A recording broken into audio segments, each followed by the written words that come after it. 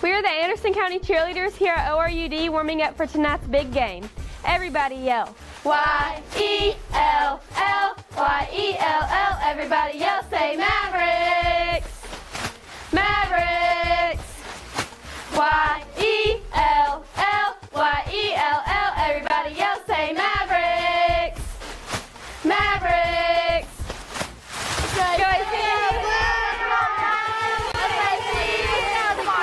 ORUD has exciting appliance incentives to offer your family.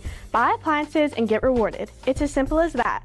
Learn more about how much you can save at ORUD.org. You can save over $1,000 on your annual utility bills when you make the switch to natural gas for heating, cooking, and clothes drying. Natural gas is affordable, reliable, and safe. We are proud to offer our customers a product that saves money, provides consistent service, and is a clean energy source. ORUD is your one-stop shop. We sell and install gas appliances for our customers and make it easy to add to your bill with our 0% interest financing. ORUD is your affordable energy choice to make the game-winning play by switching to natural gas this football season.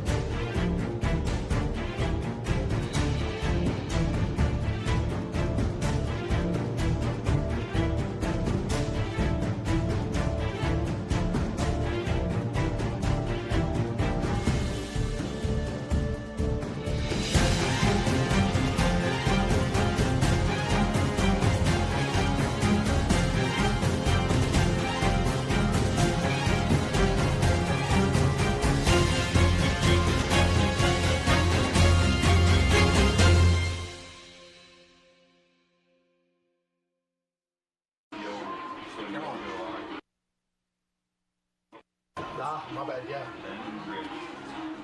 It took until week 4 of the high school football season for the defending 4A state champ Anderson County Mavericks to get a win, but it was a win going away that left them 1-0 in the region for the first time this fall.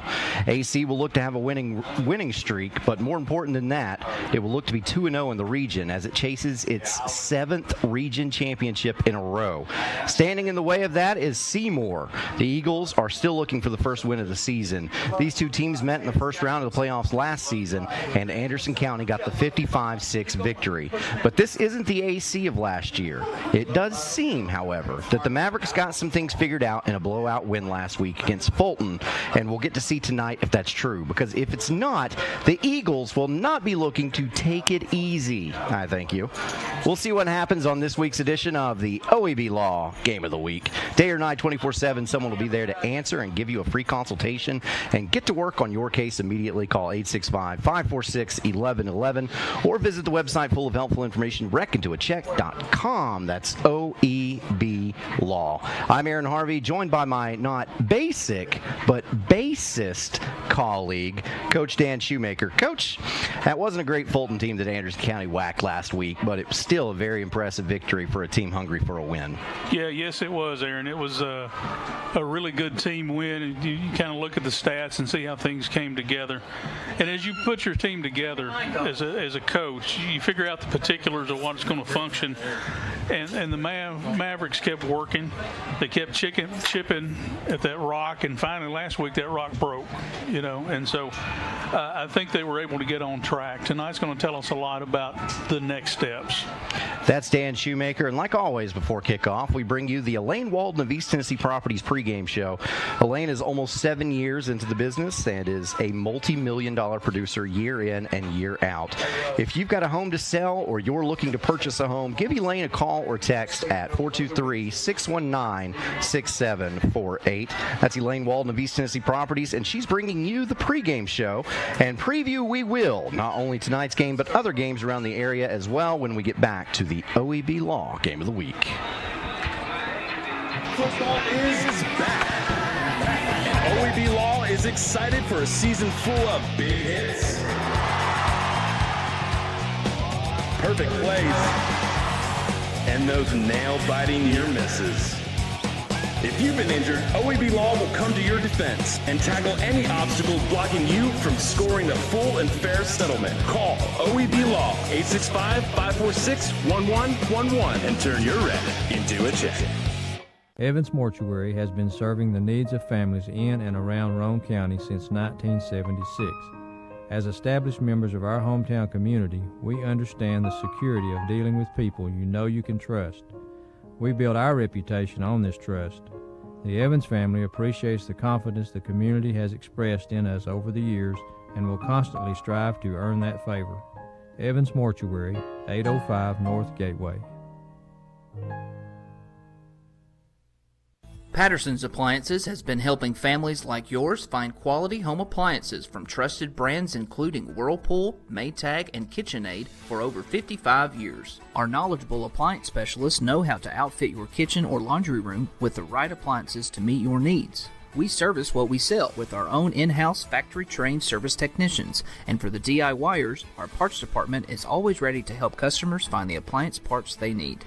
Patterson's Home Appliances, because we care. Here we go, Billy. Swing hard. As your local agent, I know you. I know every Saturday your son Billy plays Little League. We sponsor his team. And we know you love parking way too close to the field. That's why we tailor a unique policy for you and your car. Because sometimes something from out of left field can literally come from out of left field. That's simple human sense. Ask Griffin Insurance Agency in Kingston if auto owners make sense for you. Daniel Forrester has been trusted by Anderson County families for nearly 2 decades. Daniel has appeared in Anderson County Chancery, Circuit, Sessions, and Juvenile Court thousands of times over the past decade. A Rule 31 mediator, Daniel has been trusted to mediate hundreds of cases across Anderson County. A community leader, Daniel has worked closely with local officials to make Anderson County a better place. A conservative and dedicated husband and father, Daniel's faith has shaped his character and integrity. On March 5th, vote Daniel Forrester for Anderson County Chancellor.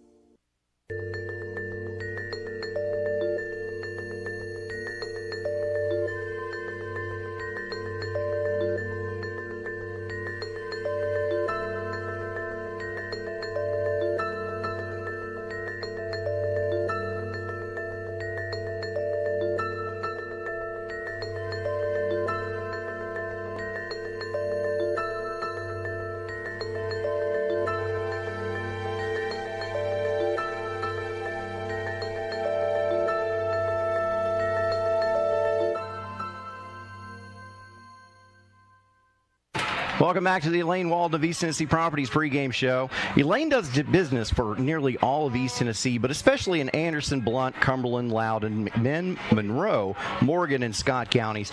Give her a call or text 423-619-6748. That's 423-619-6748 for Elaine Walden of East Tennessee Properties. I'm Aaron Harvey, joined by Dr. and Coach Dan Shoemaker.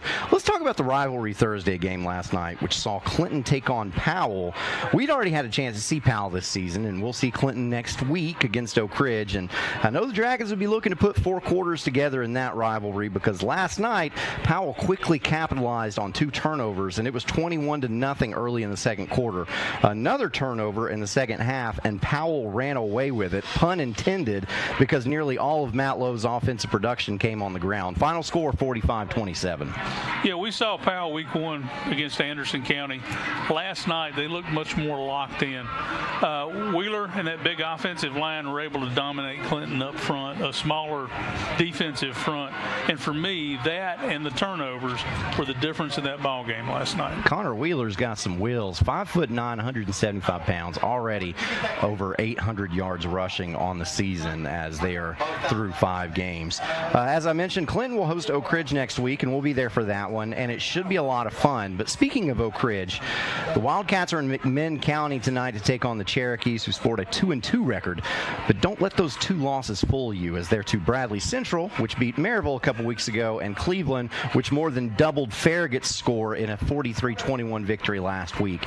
This is not a region game, but it's a good tune-up for Derek Rang's squad before that Clinton game next week.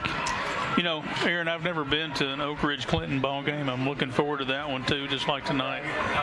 It's a strong rivalry. Each of these teams has made progress for going through a strong schedule.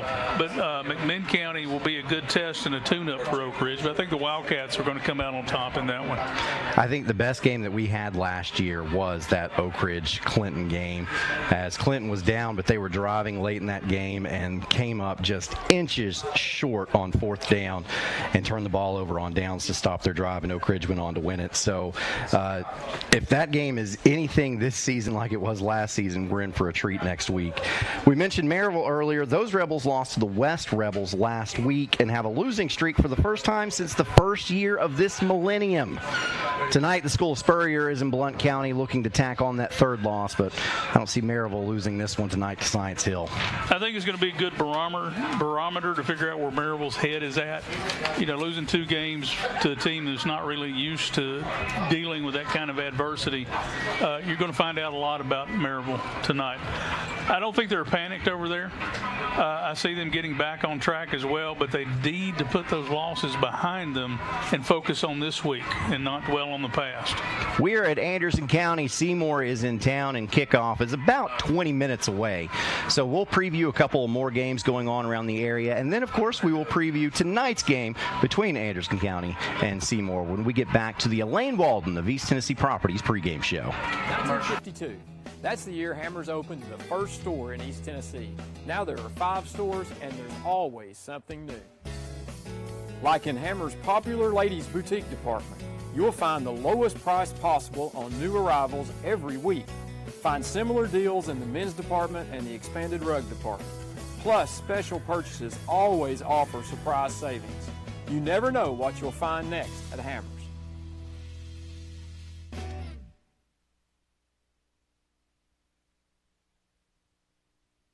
Our story starts with a promise made to the communities of East Tennessee. A promise to always look forward, to the horizon, and past it. A promise to help you live well. At Covenant Health, whenever you enter one of our hospitals, visit any of our physicians, or talk to us on the phone, we will welcome you and your family as one of our own. Because it's about you, and it's about time. Covenant Health. For every moment. Pat Ryan here with Kathy Mae Martin. If you're thinking of buying or selling real estate, then make the right play call and contact Kathy Mae Martin for all your real estate needs. Kathy's 30-plus years of knowledge and experience gives her clients the competitive edge. You know, like me on game day.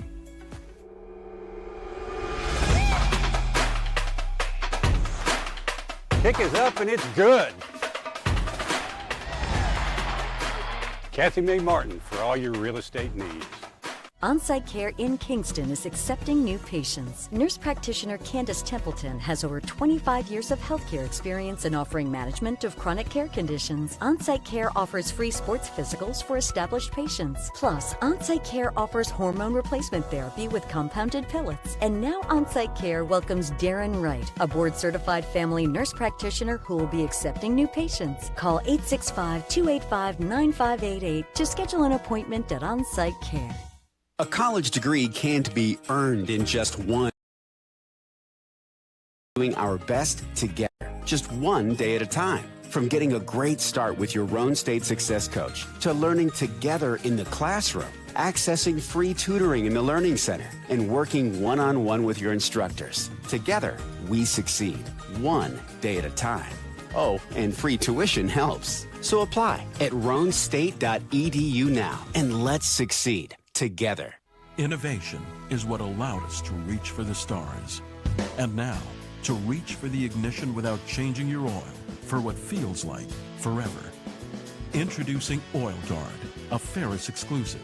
This innovative Vanguard oil system lets you go 5 times longer between oil changes. Along with Ferris's patented suspension system, you'll cut faster, mow longer, and reduce maintenance.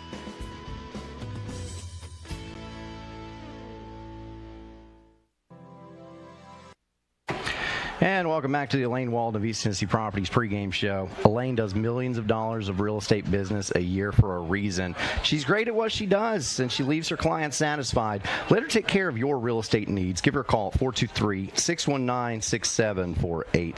It's 423-619-6748. Elaine on the screen there. If you don't think you can remember that number, take a screenshot of it right now or a photo, depending on how you're watching the game tonight. I'm Aaron Harvey, once again alongside Coach Dan Shoemaker.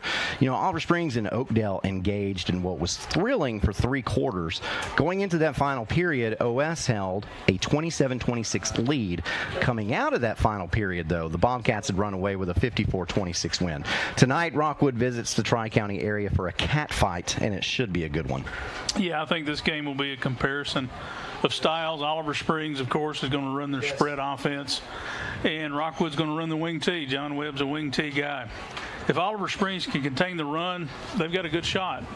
Conversely, if Rockwood can play the box with 6 and play the passing game and contain that passing game, I think they've got a big shot. So who comes out on top? I think this is going to be a really tight, close ball game tonight. A lot of stuff always going on here at Anderson County as we see the ROTC on the field getting ready to present our nation's colors. You know, Oakdale is going to be looking to bounce back from that loss on the road at Greenback. The Cherokees just picked up their first win of the year against Harriman last week, but they may be better than some are giving them credit for. I dare say, if Vegas were to put a line on this game, they may even be favoring Greenback. What do you think? I think it depends on how Oakdale responds. They played close until the wheels fell off in the fourth quarter. Turnovers got them. If they can rebound, I think they'll make a good game of it. But if they're still looking back at last week, the Keys will have a big night tonight. And we see ROTC coming onto the field. The band, the Anderson County High School Marching Band, on the field in the shape of an A and a C. And so we are getting ready to sing, or not sing, well, some of us are going to sing, our national anthem. To sing tonight's rendition of the national anthem, Anderson County High School senior Jeremiah Flatford.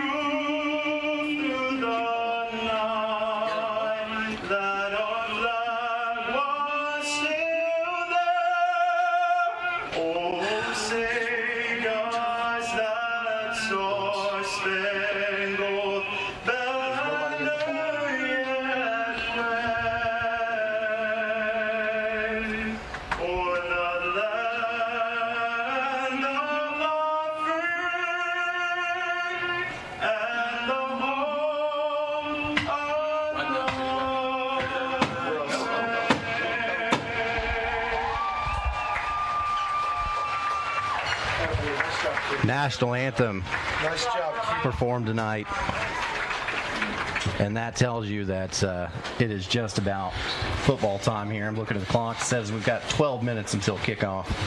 So just quickly glance over some of the other games of interest tonight. That includes Halls at Carter, South Doyle at Gibbs, Bearden at Hardin Valley, West at Knox Central, Oneida at Polk County, and Bledsoe County at Wartburg. Which of those games will you be keeping an eye on? Well, I always keep an eye out on the Bulldogs. You know, they're near and dear to my heart. They're playing against the guys from Pikeville, and I think they're going to have a rough road tonight to see success, but they are playing at home, so anything can happen. I think Oneida and Polk County is probably the longest road trip tonight in East Tennessee. Going from Oneida to Benton, Tennessee is about 2 hours and 40 minutes, I think, as I looked on MapQuest today. Gracious. You can't get there from here. I think West at Central seems to be favoring West, but by how much, who knows? That's going to be an interesting game to watch as well. So we will keep an eye on all of that. Of course, we'll bring you scores of interest as we can throughout the night as well. So that's Dan Shoemaker. I am Aaron Harvey, and we are getting set to preview tonight's game between Anderson County and Seymour, and we'll do that when we get back to the Elaine Walden of East Tennessee Properties pregame show. Ooh, that's nice. Yeah, that's nice.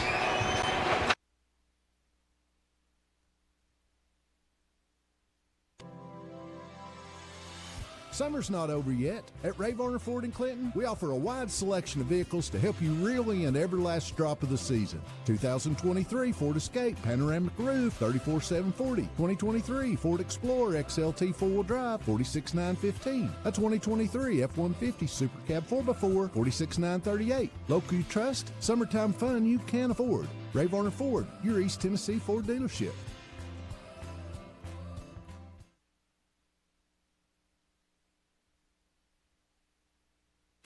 Energize your home with natural gas from ORUD, your affordable energy choice. See all the ways natural gas can improve your home by visiting one of the ORUD showrooms in Oak Ridge or Kingston.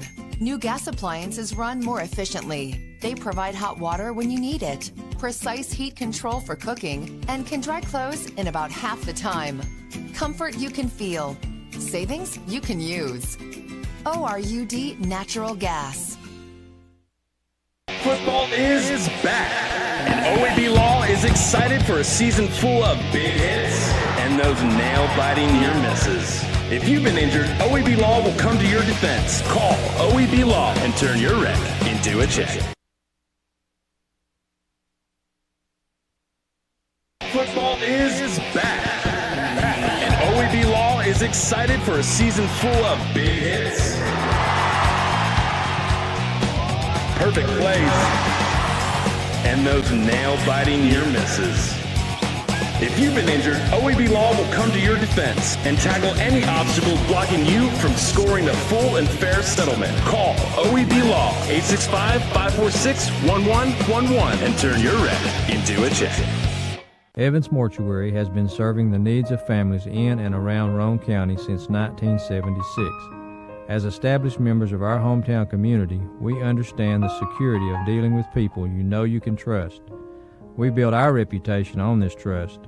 The Evans family appreciates the confidence the community has expressed in us over the years and will constantly strive to earn that favor. Evans Mortuary, 805 North Gateway.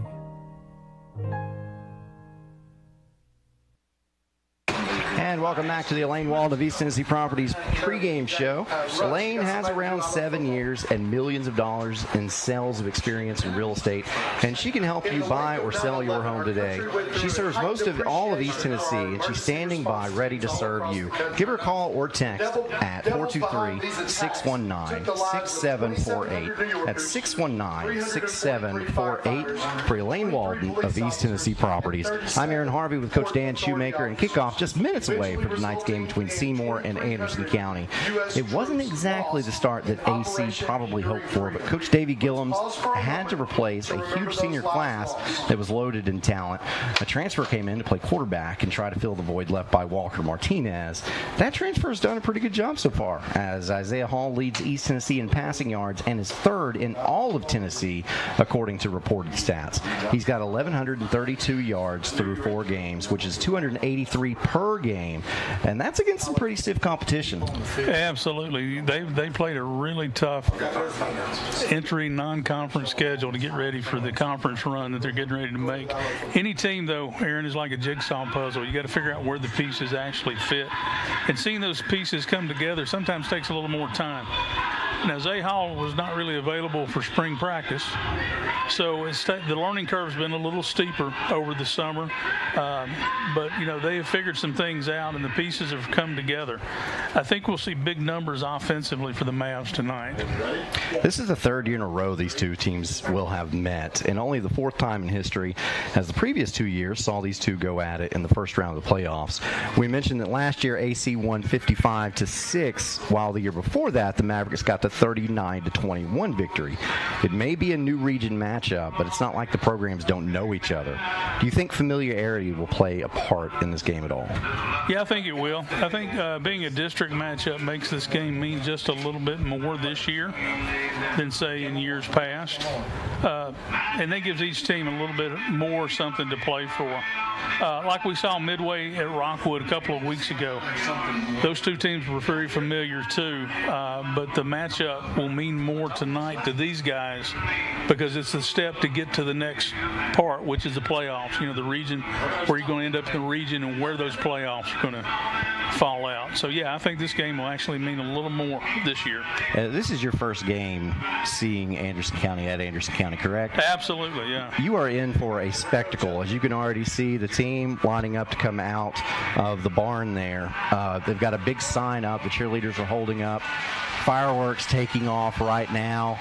And they've already honored the local emergency management staff and personnel, and you see them on the field right there.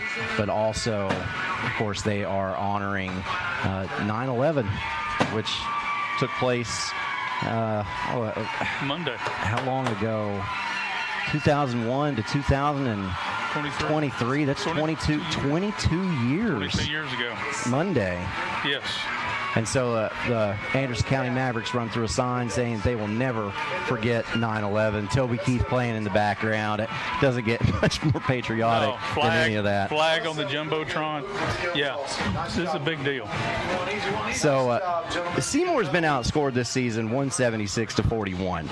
For Seymour to have a chance, the Eagles have to slow down that AC offense, which is much easier said than done. Having seen this team play to open the season, how would you try to do it if you were running a defense facing this offense? Well, there's a couple of ways you can attack Anderson County's offense. If you can get pressure with 4, then you can play some zone coverage behind that. You can play cover 3, cover 2, maybe roll up to cover 2 on 3rd and long. If you can't get pressure with just the 4 down linemen, then you're going to have to bring a 5th guy and a 6th rusher, or you're going to have to drop 8 and just play total pass coverage and, hope they make a mistake. So here's the problem. Anderson County also has a pretty good running game as well. So you're scheming for the pass, and you're trying to take away the pass, and you're playing man all over the field, and then they gash you with the run. So it's tough to take away everything that Davey Gillum's guys will do tonight. Yeah, the senior class was very talented last year. We've spoken on that. Your starting running back to begin the season, of course, was Gavin No.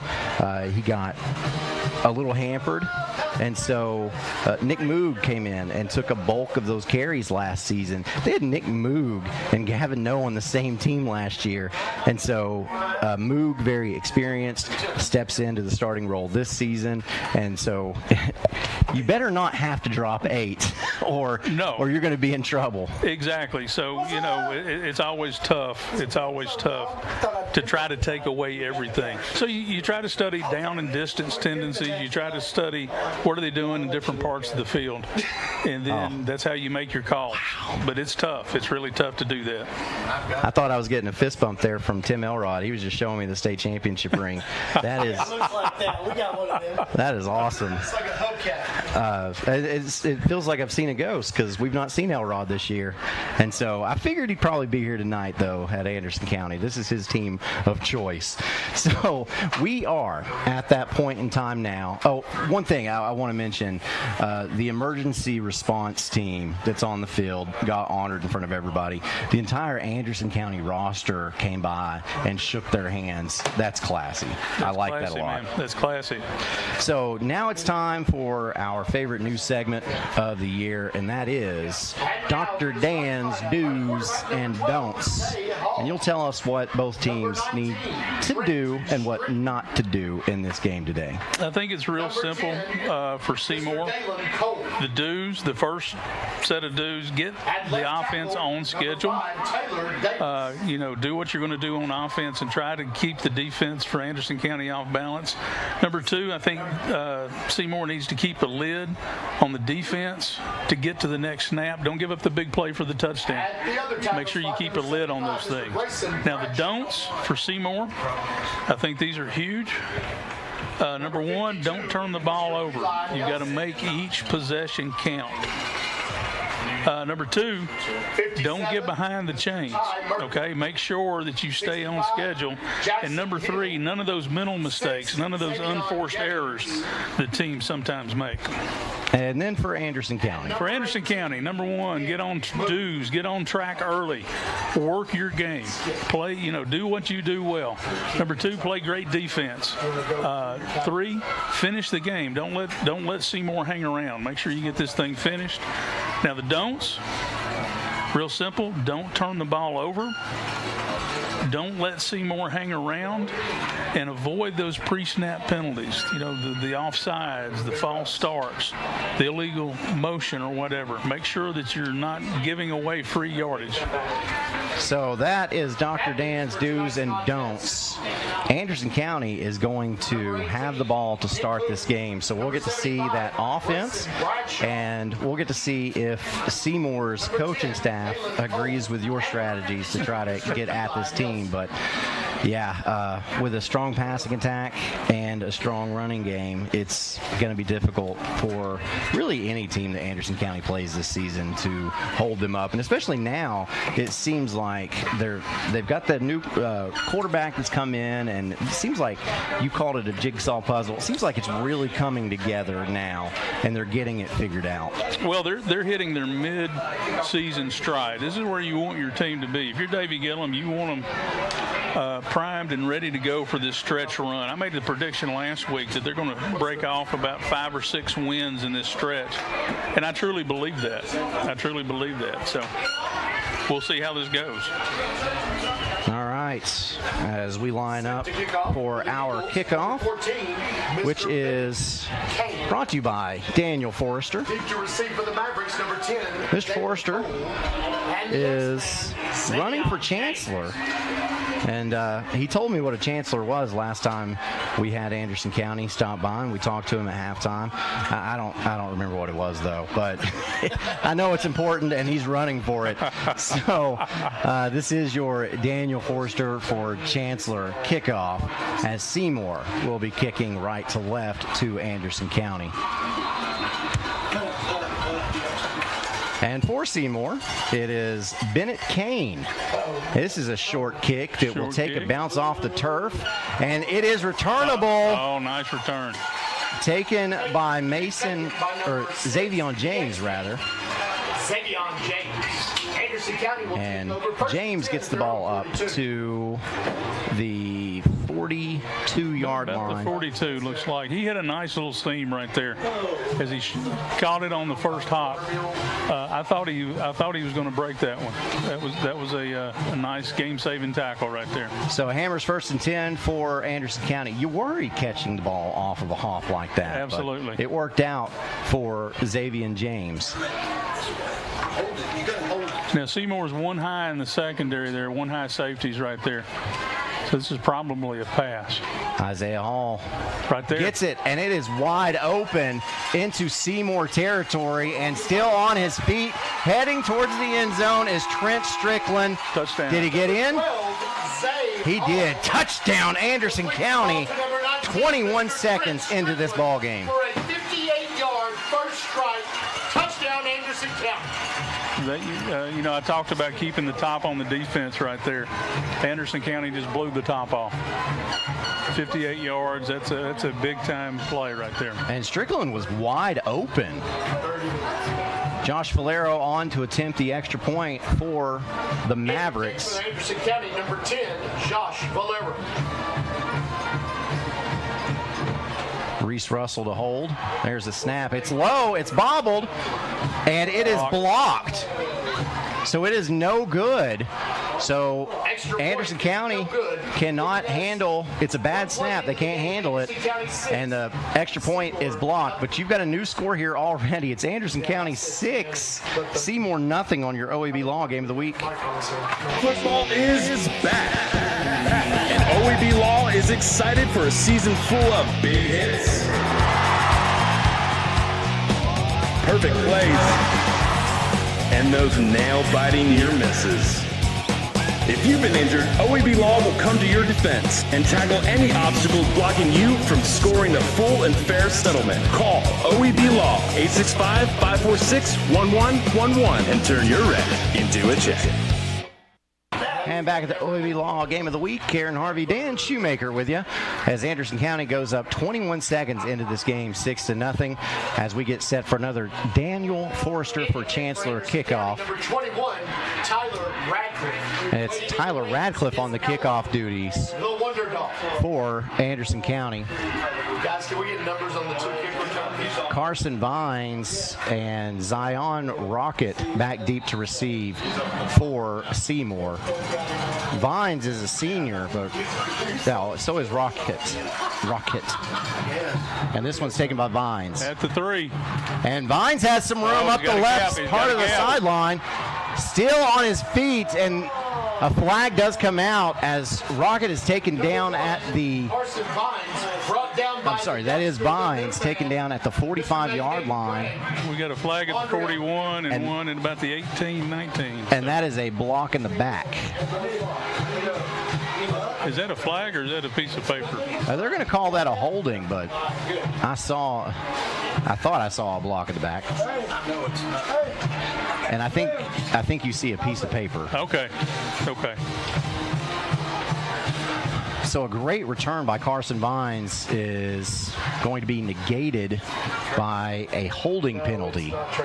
And the ball will be spotted at the 26-yard line of the Eagles. And that's where they will have this Hammers 1st and 10.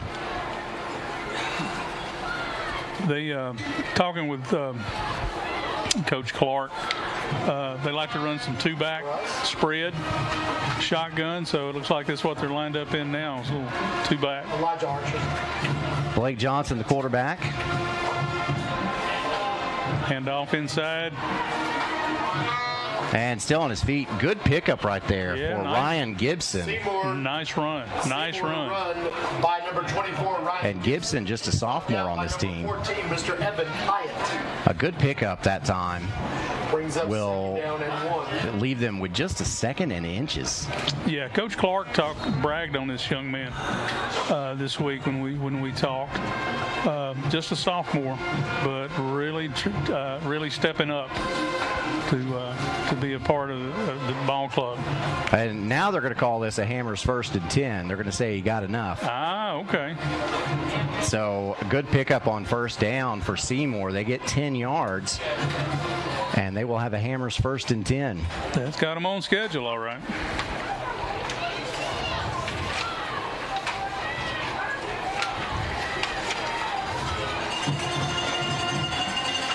Johnson again in at quarterback.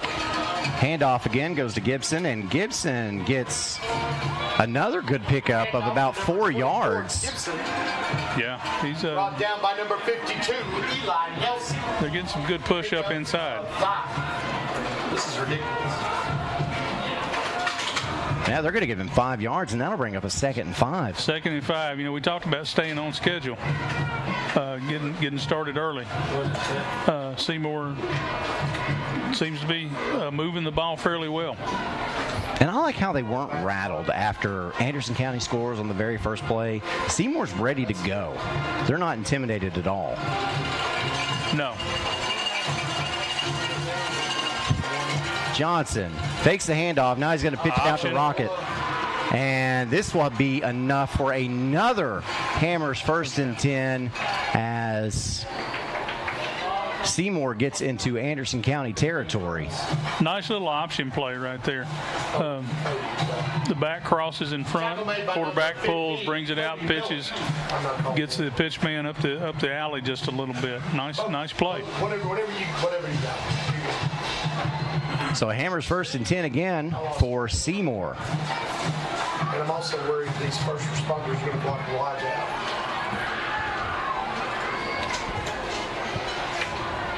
So nothing too fancy so far. We're offsides here at defensive end. Oh. And we've got a dead ball, offsides. Unforced errors. So Anderson County lines up offsides, and now that's Hammer's first down, gets 5 yards easier.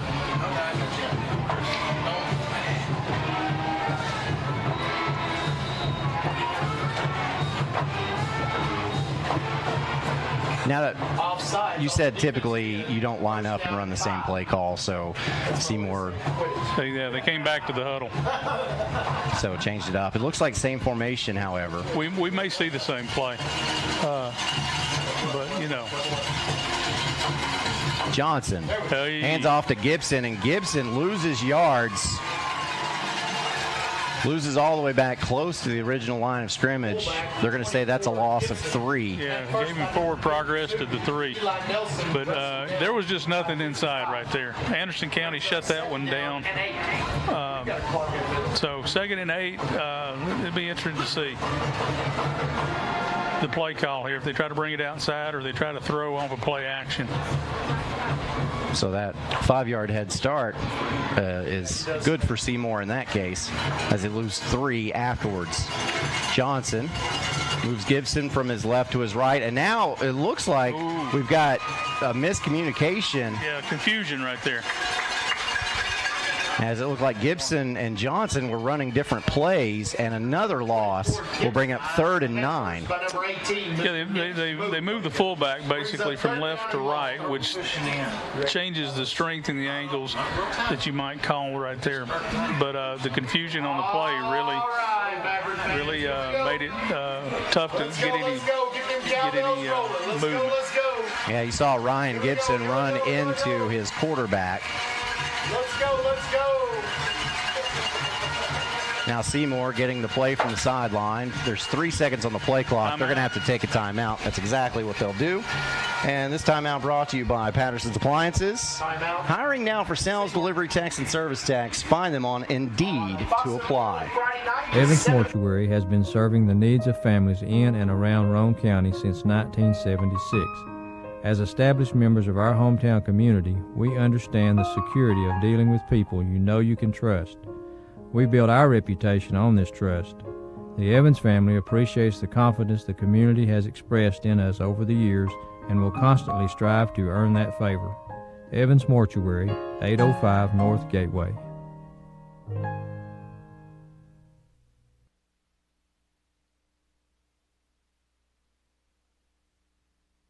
And welcome back to the OEB Law Game of the Week. Aaron Harvey, Dan Shoemaker with you. Out of the timeout, 3rd and 9 with 7:52 left to go in this first quarter, as Seymour is in Anderson County's territory. They're still in 2-back set right here. Motion.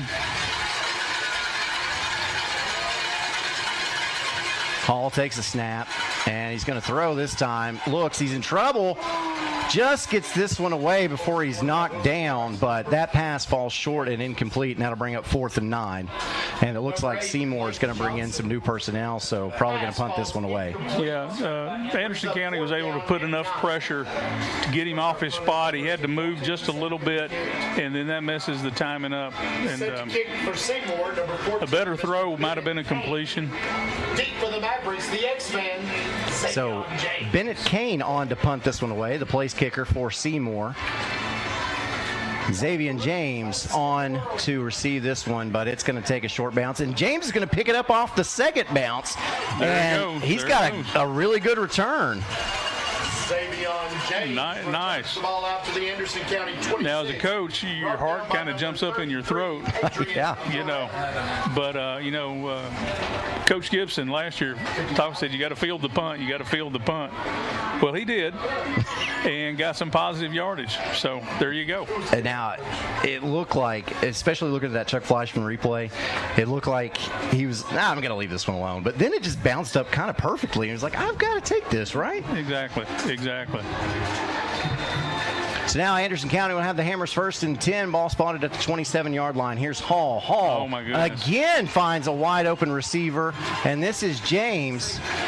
And James gets it up to the, looks like 43-yard line, and he'll have enough for another Hammers first and 10. Yeah, they were outnumbered up the top right there.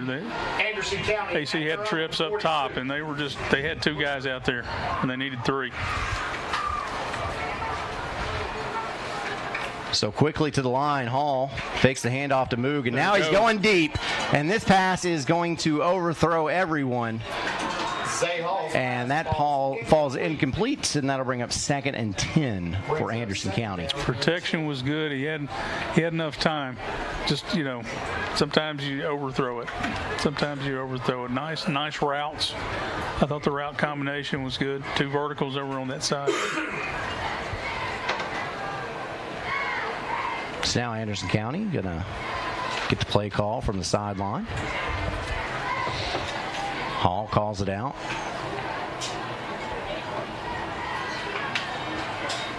Takes the handoff again. Now he's going to roll to his right. Lets this one go, and that pass is complete to Dalen Cole.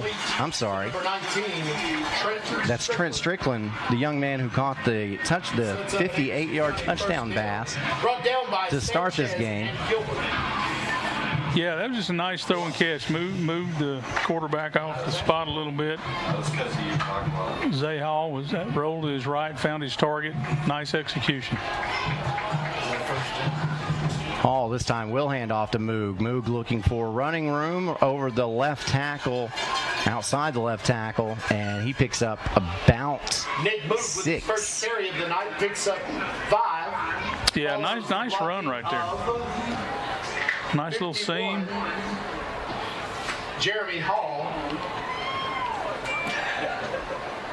And that's what Moog can give you. Okay, so Anderson County quickly back up to the line.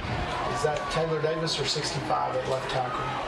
They're going to give him 5, so it'll be 2nd and 5. 55, 51, 57, 75, 50. I like the down markers they're using. I know, that's nice. It helps broadcasters out for sure.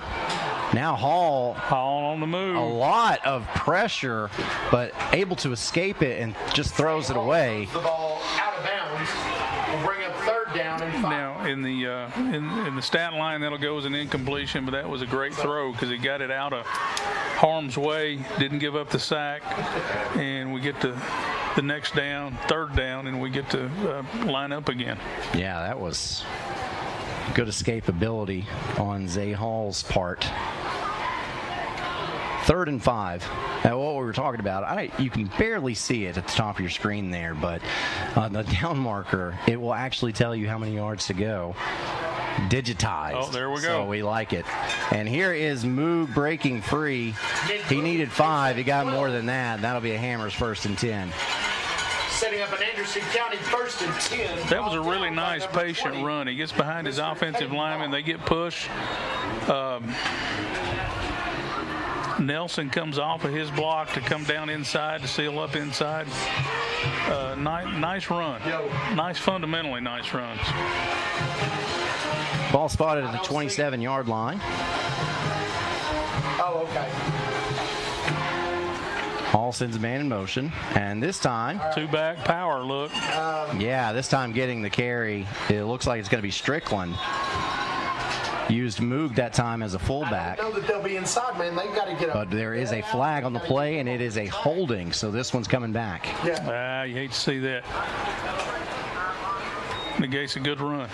Okay, perfect. Tell me. See bye.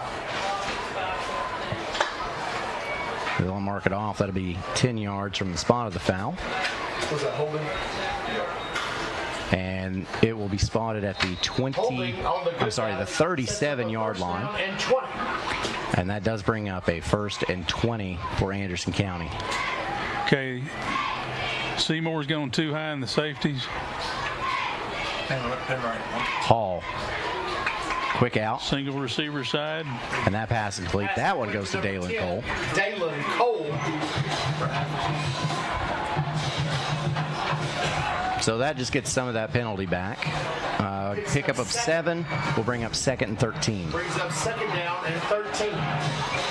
They're staying with the trips. It wouldn't surprise me to see them work to the trip side here. There we go. And that's exactly what happens. This pass is complete, and that goes to James. Pass complete to the X-Man. And James is going to have enough for the Hammers 1st and 10. Gilbert sets up another. They're moving. They have the corner and the outside linebacker over against trips, and they're moving the safety over top, but they're just getting outnumbered. They're getting outnumbered over there.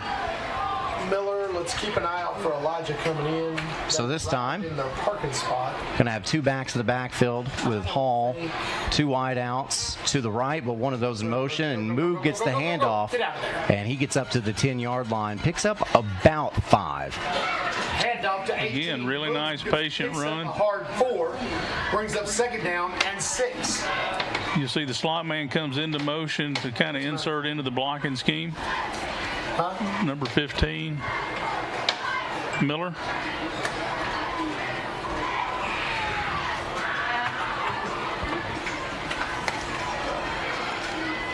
And Cody Miller, actually a backup quarterback for this team as well. Yes. So now you see 2 wide outs, and again Miller in motion. This time run the bootleg, and this is complete out to Strickland, and Strickland gets inside the 5, right inside the 5. Brought down by number 9. And that'll be close to a 1st down. That's really close. Sets up a 3rd down and short. About a 3rd and 1 according to that fancy down marker over there. There it is. There it is. So there yeah, we can. Isn't that nice? That's nice. That helps us out a whole lot. I'm sure they did that just for us too. No, I've not seen that anywhere. First one I've ever seen. Yeah, I like it. Power. Handoff Moog stretching. He didn't pick up much.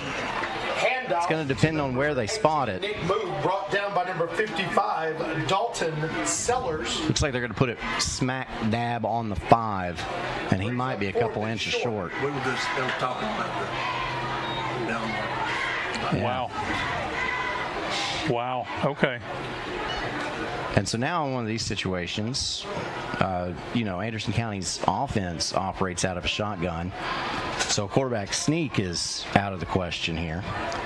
It is. I mean, they've all got the short yardage plays.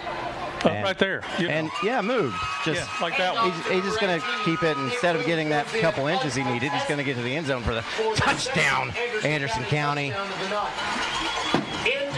That is a Sabra Beauchamp touchdown for Anderson County. Number 1, Reese Russell. And to snap. And the enlisted man, Sabra Beauchamp's going to see if this extra point goes better than the first one did. Boys, is he in?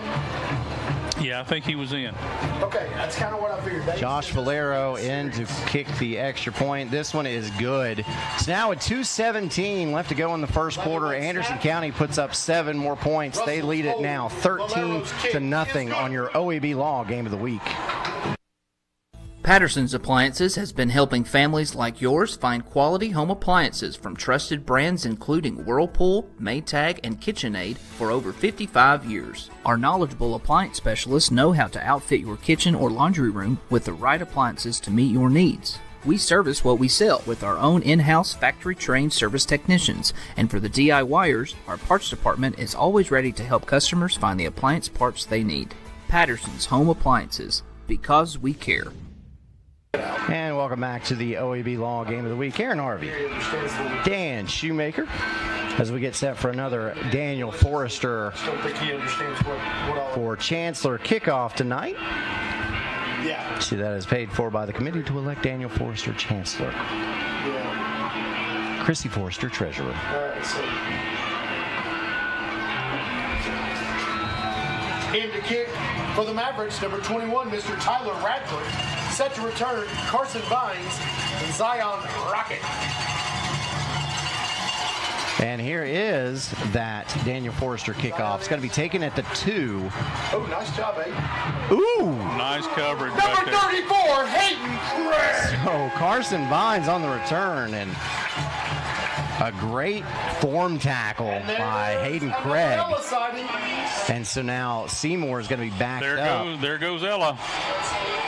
And that's a treat, too, when you get to come see Anderson County play. You get to see the dog go retrieve the tee. Yeah. Yeah, that's really cool. I was watching some of that on Twitter feed last night. The parking lot. Yeah. They're going to park in the parking spaces, right? So now Hammers 1st and 10, ball at the Seymour 17. Johnson brings his team back out. Back in the 2-back set.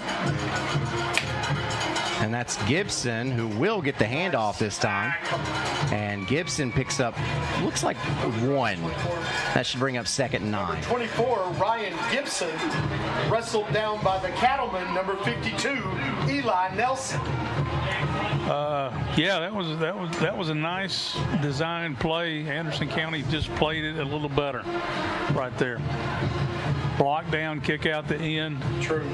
The Anderson County was able to close rather quickly. Move Turkey down. You got tired of here. So that 2-back set again, 2 wide receivers to the right. This time a handoff to Gibson again, and this is going nowhere. Now it looks like Seymour's 24. Johnson has the responsibility to read that right there. 24 running. Whether or not he wants to hand that ball off, and that time it looks like maybe he shouldn't have. Yeah, that was probably a misread, which happens. And 11. Which happens. But the dive was definitely covered. I think he's a walk down joke. Loss of 1 will bring up 3rd and 11 for the Eagles. Man in motion. This is Vines. Number 1 on the wheel. Johnson looks, and now he's just going to have to dump it off short, and a pretty good pickup on the play. And this one went to Rocket. Yeah, that was kind of a check down, but it was a nice play. The wheel route looked like it was open early. Pass to number 1, Carson Vines. But then they had to hit the check down. Out of bounds, but not before he picks up an Eagle. And he got just enough for that Hammers 1st and 10. So Seymour keeps the chains moving. 36.5 seconds left in this first quarter. So it'll be as the clock is stopped as Rocket went out of bounds. Not running. No, yeah. We're not running. They're not running. Maybe not. They're not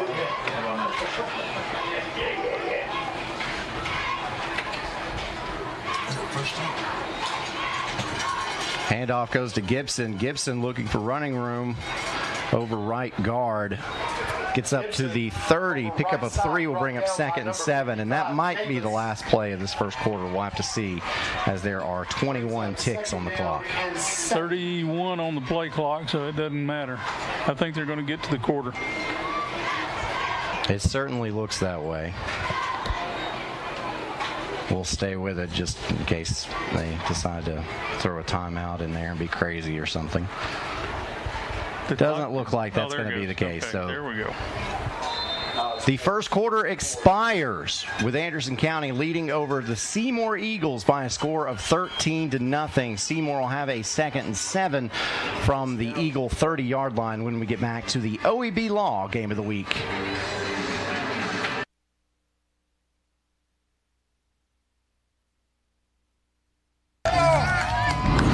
Here we go, Billy. Swing hard. As your local agent, I know you. I know every Saturday your son Billy plays Little League. We sponsor his team. And we know you love parking way too close to the field. That's why we tailor a unique policy for you and your car. Because sometimes something from out of left field can literally come from out of left field. That's simple human sense. Ask Griffin Insurance Agency in Kingston if auto owners make sense for you. Daniel Forrester has been trusted by Anderson County families for nearly 2 decades. Daniel has appeared in Anderson County Chancery, Circuit, Sessions, and Juvenile Court thousands of times over the past decade. A Rule 31 mediator, Daniel has been trusted to mediate hundreds of cases across Anderson County. A community leader, Daniel has worked closely with local officials to make Anderson County a better place. A conservative and dedicated husband and father, Daniel's faith has shaped his character and integrity. On March 5th, vote Daniel Forrester for Anderson County Chancellor. Back to the OEB Law game of the week. Aaron Harvey, Dan Shoemaker. It's Anderson County leading over Seymour by a score of 13-0. Brad. Zoom in on Dave. Yeah. Hit it right now. Hang on to zoom in on Dave. Davey. Tell Davey. Coach. As we get set to begin this second quarter. All right, hit the button. Well, I don't have it. No, they're not. They're holding it because we're got 3 linemen. And then we've got a special presentation going on right now. Get it on David. Not you.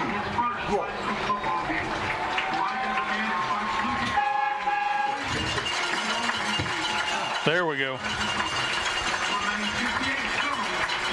you can't do that right now. You're doing the presentation. What about the cheer?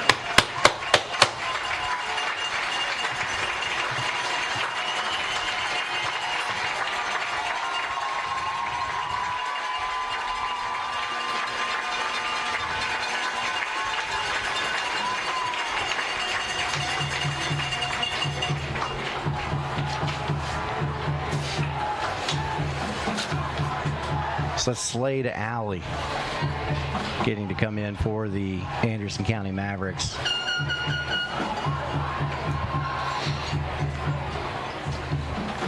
Got him lined up at nose. I've lost you again, Chris. 2nd and 7. Johnson fakes the handoff, keeps it himself, and gets up to about the 40 or about the 38-yard line, and that should be enough for another Hammers 1st and 10. Looks like another first down. Quarterback keep, got up the seam. And I believe that's the same thing. Just had Johnson has the opportunity to read that play, and that time he pulled it out of Gibson's gut and kept it himself. Absolutely. You see the Chuck Fleischman replay. Sold it very well. So Hammers 1st and 10 for the Seymour Eagles. They picked up 2 first downs on this drive. Handoff, not going anywhere. Nowhere on that one. Gibson stopped just behind the line of scrimmage. Short loss of the play. They're lining up in trips trying to move people out of the box. Seymour's lining up in trips trying to get more people out of the box. And we see, as we see every week, a check for $1,000. This is presented to Anderson County, courtesy of OEB Law. Tim Elrod in the house tonight, so he gets to see this. And OEB Law teams up with Rivalry Thursday with us, always gives a $1,000 donation to the home school. And so we are very thankful to be a part of a broadcast that can do that for the host schools. As we see a stoppage in play and a delay of game will cost Seymour 5 yards, so they'll bring up 2nd and 15. Some of those unforced errors.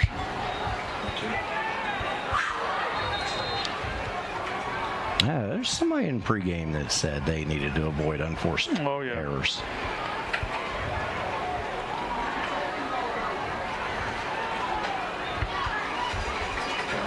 So here's Blake Johnson. This time going to run, looks like a little speed option. This time snuffed out well by Anderson County. Into the boundary. They ran it away from trips, hoping that AC had adjusted to trips. By number 18, Nick Boo. Brings up 3rd down. Loss of 16. Here we go, one on the play, makes it 3rd and 16. Cowbells rolling. Let's go. with 10:20 left to go in the first half. Yeah, they've moved the X and the Z over to the same side. Okay, now they're just regular 2-back. 2 wide receivers to the right, 1 to the left, 1 of those in motion. That's Bynes. Bynes goes from right to left to that boundary side, and Seymour's going to have to take a timeout. And this timeout brought to you by Patterson's Appliances. Follow them on Facebook for appliance specials, job postings, and more.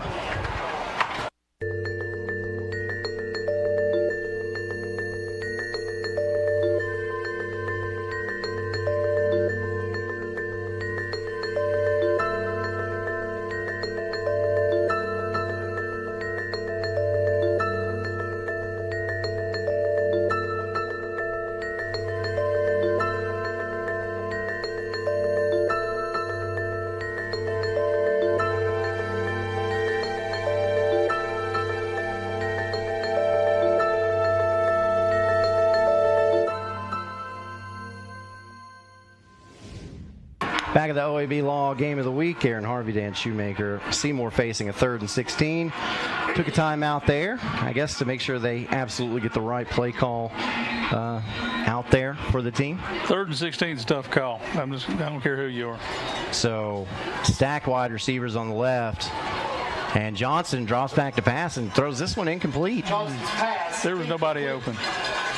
Pressured by number 58, Alley, number 52, Nelson. That was interesting. It almost looked like both teams thought they were just doing a practice run that time. They were trying to vertical stack over on the left side, so you had somebody about the line of scrimmage, somebody about 10, and then somebody at about 20. And all 3 receivers on that side were covered. Ooh, high snap. There is a stoppage on the play. There was a high snap. Trying to figure out what's going on. I don't see a flag.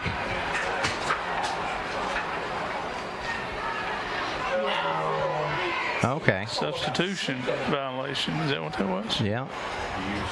And now I see the flag. Looks like it was thrown by the back judge back here. Illegal participation. Too many players on the field. Anderson County. That's a big hit. Where are you going? So after a 5-yard penalty, we bring up 4th and 11. As Bennett Kane on to punt this one away, and it is a wobbly spiral, and it is going to be taken by James. James spins out of a tackle. Nice move. Gets to the left sideline. He might go off. He might go. 1 man to beat, and that is the punter, and the punter cannot get to him. Wow. He will roll into the end zone. Touchdown, Anderson County. That is a Sabre Beauchamp for Commissioner touchdown for the Mavericks. Wait a minute, I think we got a flag. Oh, we do. We do. And Coach Gillum is calling his team back. This looks like it's going to be on the Mavericks. A heck of a return by James. That was a nice run. I guarantee it was Davis. It is a hold. So that negates 6 points for Anderson County. We'll check out that Chuck Fleischman replay in just a second, see if we can figure out what happened there. You see, I might want to get off there and said something to Roach. Or I guess it was Tony slapped his helmet and then slapped his shoulder pads. It's not, if that's not an admission of guilt.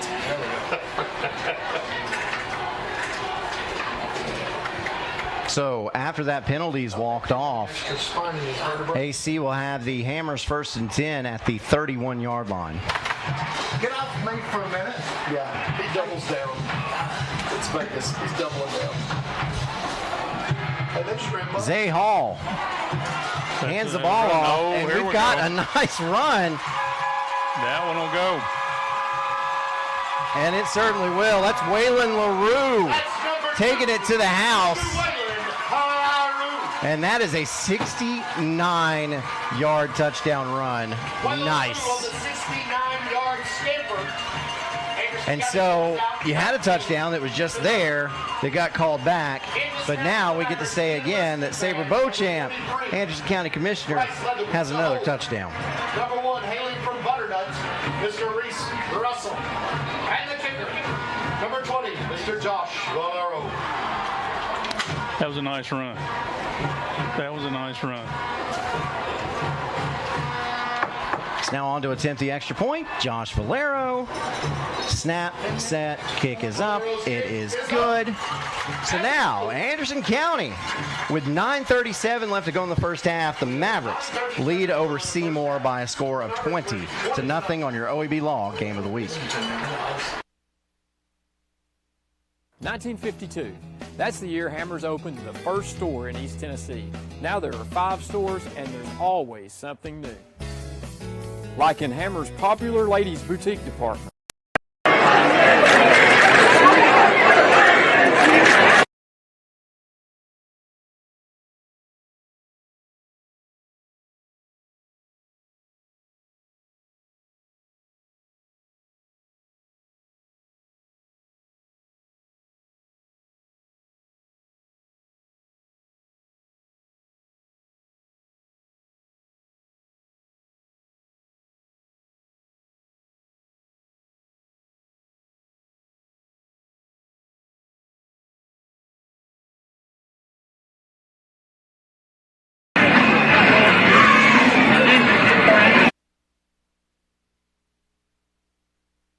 And welcome back to the OEB Law Game of the Week as we get set for another Daniel Forrester for Chancellor kickoff.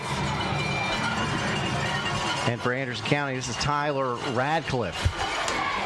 And it is a end-over-ender taken at the 3-yard line by Vines. Vines is loose. Carson Vines gets it up to about the 25-yard line, and that's where Seymour will have the Hammers 1st and 10. Nice return.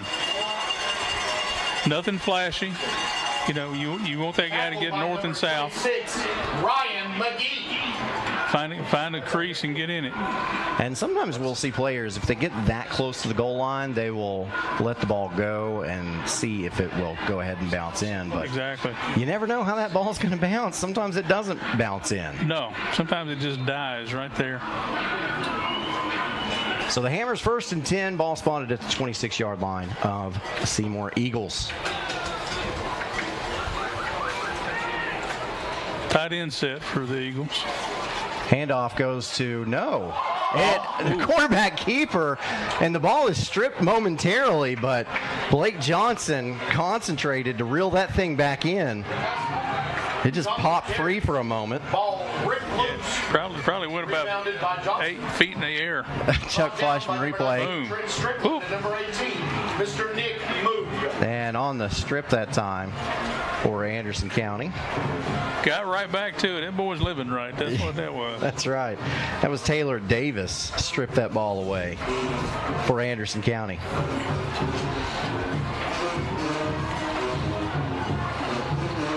Again, tight end set. Johnson on 2nd and 12. And that pass is complete to Vines. Pass complete to Vines, brought down by number 10, Mr. Dalen Cole. Vines gets up to, we'll say, the 32-yard line. Yeah, that was he took a pretty good shot right there. He didn't come back into the game. It's 3rd and 4.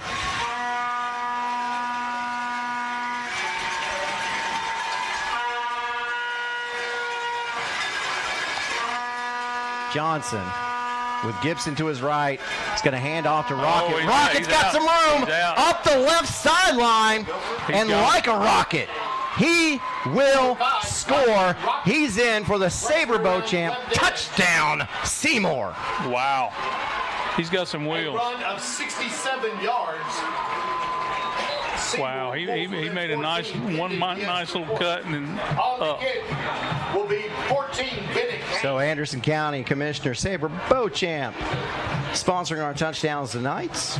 And we've seen, that's our 4th touchdown we've seen, and 3 of them were on plays of more than 50 yards. Yep, there you go. Boy, he got that corner and he was off. And the extra point is up, and it is good.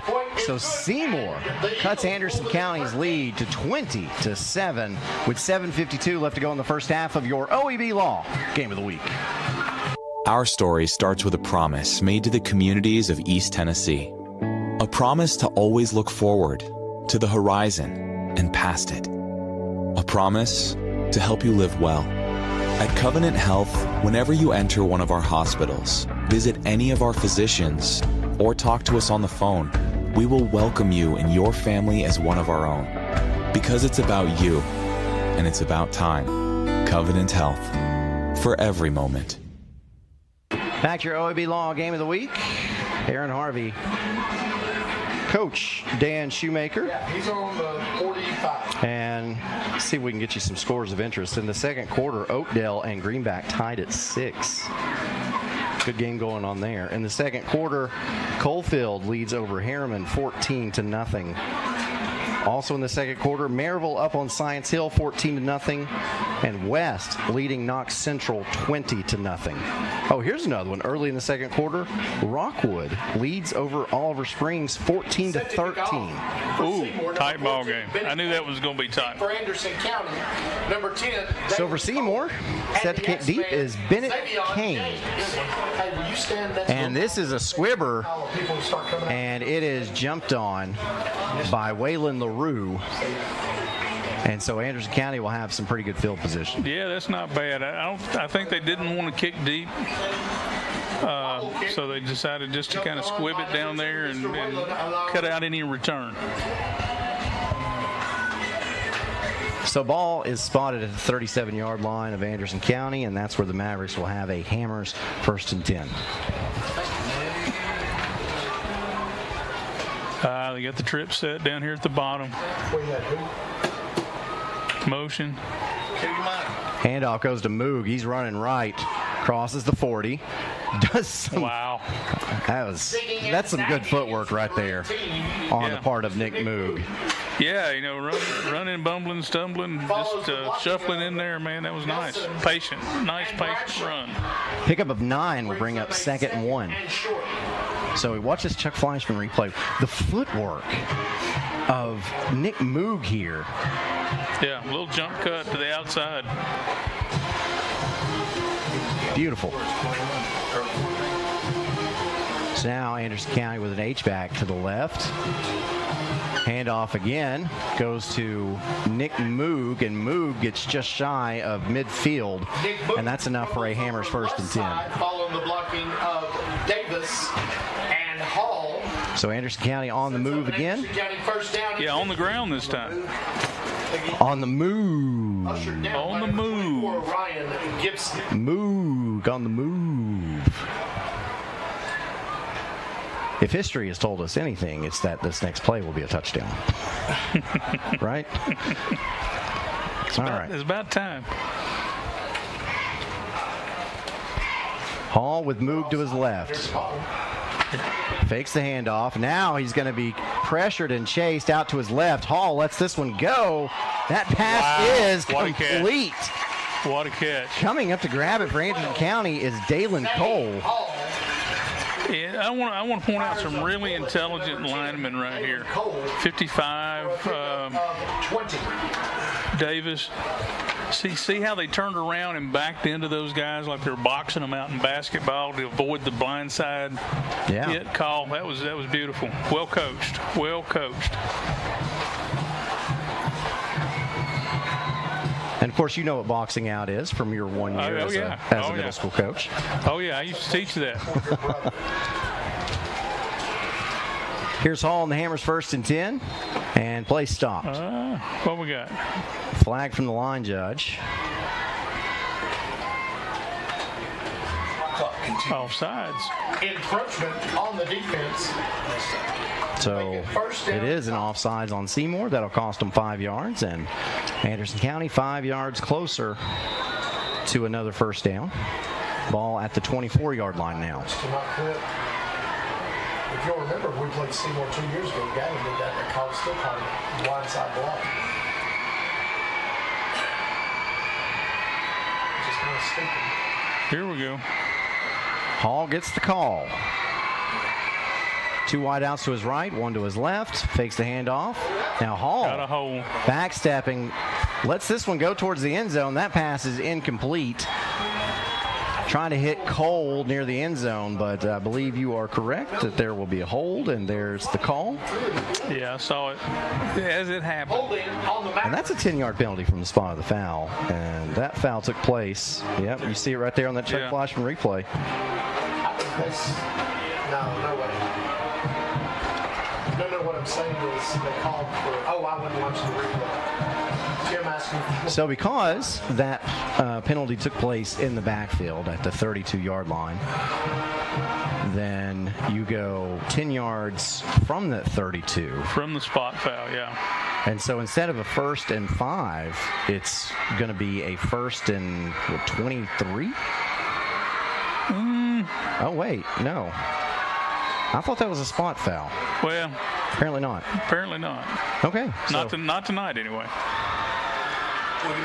1st and 15. Hall quickly gets this one out to Cole. Cole dancing around and driven out of bounds. Quick out to number 10. Here's the difference.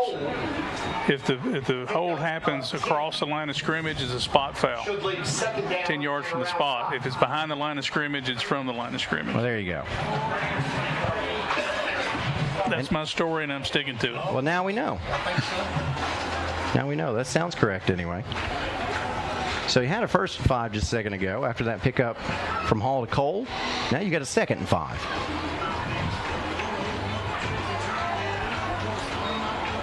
Hall rolling to his right. Oh, there throws it to the end zone. That's it. Yeah, had a man there. That's a Sabre Beauchamp touchdown, Anderson County. Goes to Trent Strickland for his 2nd TD reception of the game. That was nice. Hits number 19, Trent Strickland. That's a good hookup. And Sabre Beauchamp, Anderson County Commissioner. Pending the extra point. Yeah, they did a good job getting Hall out of the pocket, away from any pressure. And then you had a short route and then the corner route behind it. And it was there. Nice throw and catch. Reese Russell to hold here. The snap is good. The set is good. The kick is good. And so, just like that, Anderson County takes a 20-point lead to the next possession with 5:03 left to go in the first half of your OEB Law Game of the Week. As we see the Chuck Flashman replay of this before we go to break.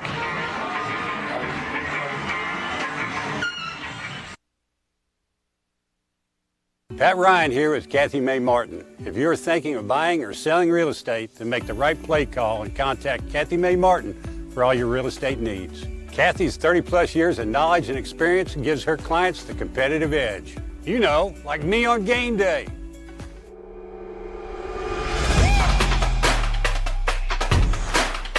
Kick is up and it's good. Kathy Mae Martin for all your real estate needs. Back to the OEB Law Game of the Week. 5:03 left to go in the first half as we get set for another Daniel Forrester for Chancellor kickoff. In to kick for Anderson County. And kicking the ball off for Anderson County is Tyler Radcliffe. And this is a high spinner taken at the 6-yard line. And that is Carson Bynes. Bynes breaks a couple tackles, gets across the 25 up to the 29-yard line, and that's where Seymour will have the Hammers 1st and 10. Again, a nice return. Takes it on the 6, gets out to almost the 30-yard line. Yeah, it gets up. It looks like he's playing Red Rover right here. Red Rover. Send Carson Bynes right over. There you go. And he got through up to the 29-yard line.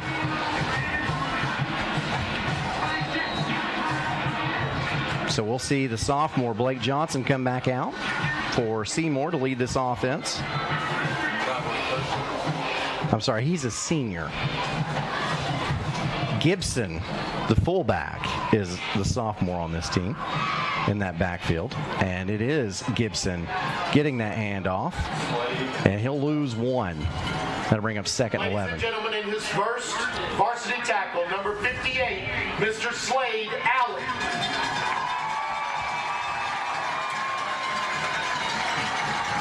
So the young man that they honored earlier gets the tackle. There's his dad. Watching on the sidelines. Richie. Ladies and gentlemen, if you look at the Jumbotron, you'll see a true inspiration. Elijah Allen. Johnson fakes the handoff, and now he pitches it out to Rocket. Rocket gets up to the 36-yard line before he's driven out of bounds. Brought down by number 15. And that's a good play for Seymour. Bring up 3rd down and 4.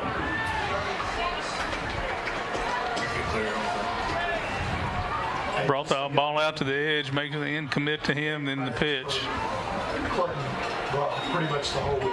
So Seymour faced with a 3rd down again. This would be about a 3rd and 3. He told us that almost every day. He said the kids don't know it, but we practice on the play. Johnson again, Rocket behind him, Gibson beside him. 2 wide outs to the left, but now 1 in motion to the right. That's Eli Sullivan. Here's the handoff, goes to Gibson. Gibson gets maybe back to the line of scrimmage, and it's 4th down. Run up the middle by Gibson, brought down by number 75, Grayson Bradshaw. And you see on that Chuck Fleischman replay, there was nowhere for Gibson to go. Get up, Maverick fans, here we go. Yep. Here we go.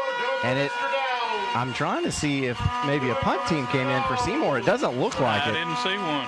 I'd look for a hard count here. Seymour with 1 timeout remaining. Go freeze. Get up. 9 seconds on the play clock. See if Johnson is actually going to run a play here. Well, there's the hard count. And then there is the timeout. So it's exactly as we said. This timeout brought to you by Patterson's Appliances. Quality appliances from brands like Whirlpool, Maytag, and KitchenAid. On-Site Care in Kingston is accepting new patients. Nurse practitioner Candace Templeton has over 25 years of healthcare experience in offering management of chronic care conditions. On-Site Care offers free sports physicals for established patients. Plus, On-Site Care offers hormone replacement therapy with compounded pellets. And now On-Site Care welcomes Darren Wright, a board-certified family nurse practitioner who will be accepting new patients. Call 865-285-9588 to schedule an appointment at On-Site Care. And back at the OEB Law Game of the Week, out of this timeout. Figure Seymour probably going to punt the ball away now, right? That's what I would imagine. Looking to see if any scores have changed. Not seeing. Actually, Greenback is up on Oakdale now in the second quarter, 12-6. Pretty good game going on in Greenback. Coalfield now leading over Harriman, 29-0. Maryville up on Science Hill at halftime, 17-0. Oak Ridge trails 7-3. And Oak Ridge down to McMinn County. Go McMinn. 7-3. We're going for it here. We are. Johnson just overshoots Vines. Vines was open. Pass ball's incomplete. Anderson County takes over on downs at the Seymour 30. They were running that same concept where you stack, short, middle, long. In the middle, Vines in the middle was actually open. Yeah. Quarterback Blake Johnson just overshot him a little bit, and now Anderson County has plenty of time. Short field. They don't need 3 minutes and 8 seconds with a short field, but they've got it nonetheless.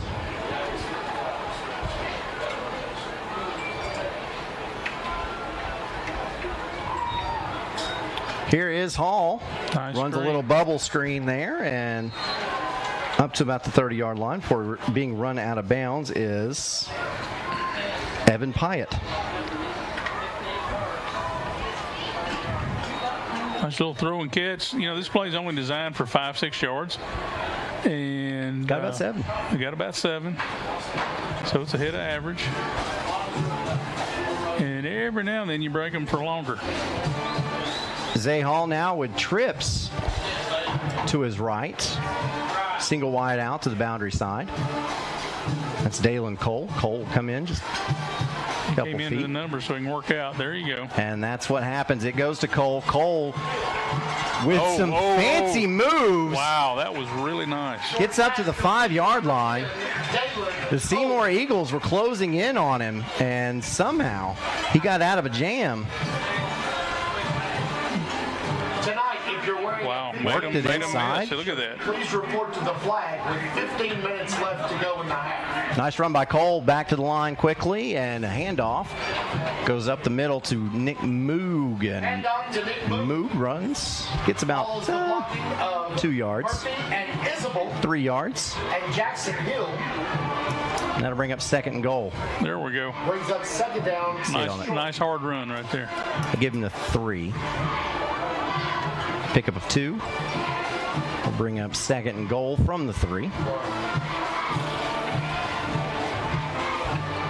Hall gets the play call. Bunch set to his right this time. Takes a snap. Fakes. Actually does not fake the handoff. Yeah. It goes to Nick Moog, and he's in for another Sabre Beauchamp touchdown. I believe that took 1 minute and 1 second off the clock. Yeah. What I love about the fake right there, the fake is going to freeze the safety because he sees the quarterback throw, and he's not sure if Moog has the ball or the quarterback's getting ready to throw, so it slows him down a step, and that's all they needed. It was a great fake. Yeah. The Folder camera guy. One of the camera guys, anyway.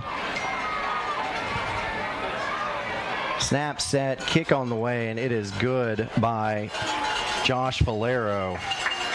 And now Anderson County tacks another one on the board. It's 34-7 here at the bullpen. 2:07 left to go in the first half of your OEB Law Game of the Week.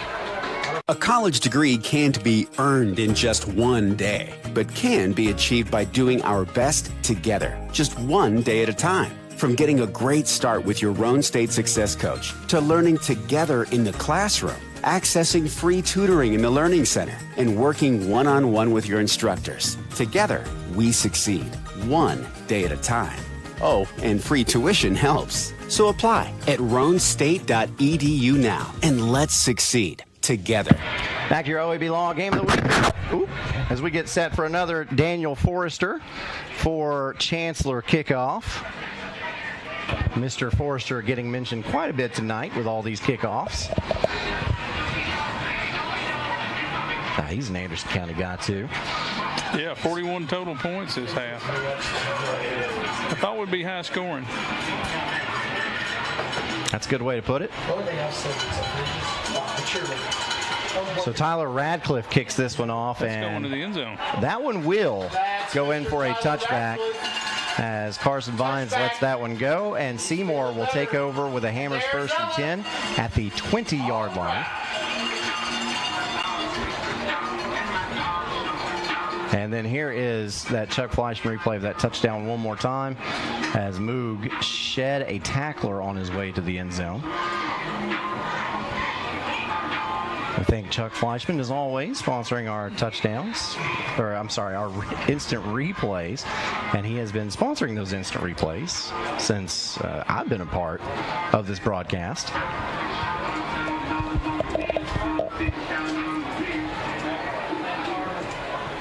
Ooh, trips up the top again. They've got both split ends to one side. Kind of an unbalanced look.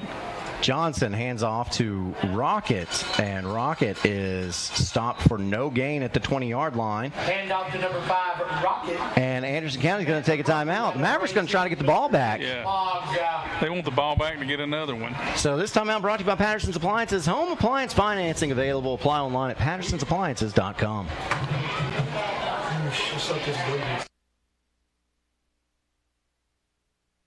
Innovation is what allowed us to reach for the stars.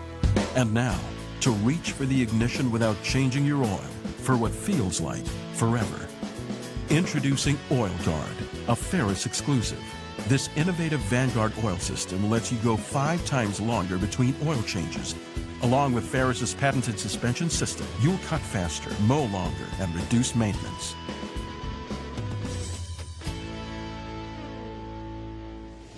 Come back to the OEB Law Game of the Week out of the timeout. You've got 2 minutes on the clock. Anderson County can go quickly. We know that. So you stop Seymour for no gain on first down, call the timeout, and remember now Seymour gets the ball to start the second half. So Anderson County, maybe you get a stop here, you get a punt, and you get a chance to run that 2-minute offense. See if you can get another one in the end zone. Absolutely. So on 2nd and 10, here is the pitch out to Rocket. This time, nowhere to go, and the ball's fumbled. Nick Moog with the recovery. Now we're going to see if they said his forward progress was stopped. Fumble on the play, recovered by number 18, Mr. Nick Moog. And I believe that's what they're going to say. Timeout. So we'll watch this Chuck Fleischman replay quickly. So bad call. Moog is there, and then he strips the ball. That's close. That's close. Anderson County takes a timeout, stops the clock, though. This timeout brought to you by Patterson's Appliances. Thank you for your support over 55 years at Patterson's Appliances. Summer's not over yet. At Ray Varner Ford in Clinton, we offer a wide selection of vehicles to help you reel in every last drop of the season. 2023 Ford Escape, panoramic roof, $34,740. 2023 Ford Explorer XLT 4-wheel drive, $46,915. A 2023 F-150 Super Cab 4x4, $46,938. Local you trust, summertime fun you can afford. Ray Varner Ford, your East Tennessee Ford dealership. And back at the OEB Law Game of the Week, we're going to try this again. 3rd and 12 for Seymour as they come out of that Anderson County timeout.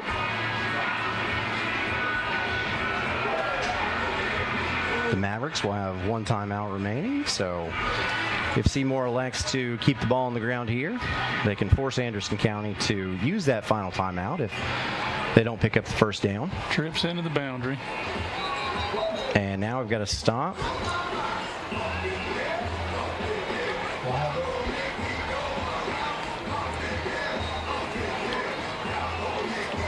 Oh. Procedure. Yeah. So movement by Seymour will cost the Eagles 5 yards. And so now you've also shown your hand on what you want to call to Anderson County. Yeah, what are they doing formation-wise? Still got trips into the boundary. Now the inside, number 19, would not be eligible because he's covered up by the outside split end, so he's not eligible to go downfield for a pass. So see trips on the far side of the screen.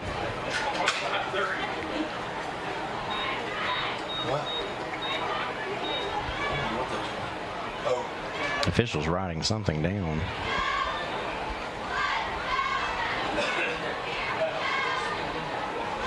All right, so now we're set to play.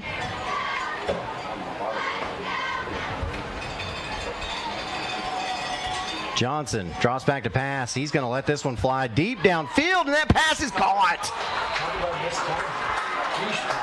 They had an ineligible downfield. That inside guy went 5 yards. Jaden Shanklin makes the catch. We'll see on the Chuck Fleischman replay, but nice catch. The chains are not moving. Procedure. And we've got a procedure penalty on Seymour. So that long pass will not count.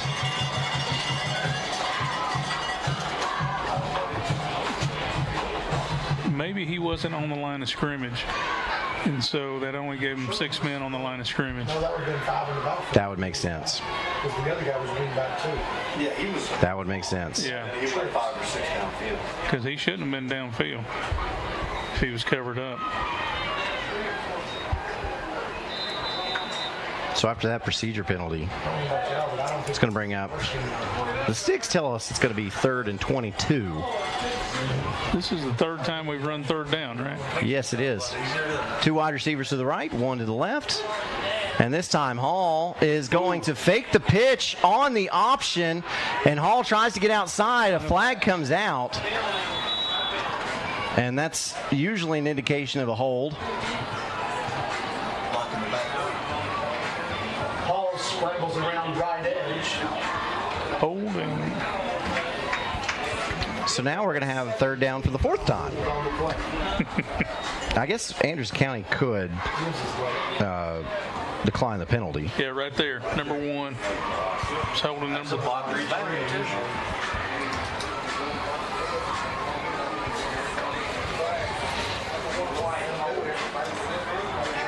Third and 22. Wasn't that what it was? That's what it was. So I don't believe they've marked it off yet. Okay, half the distance. I said Eli's doing the GT where he's up on his tip. Did not you move the down that word? No. Oh, okay, because it's from the spot. From the spot. Yeah, from the spot. Because it didn't happen in the backfield. There you go. Aha! Aha! Hey, we're learning. That we are.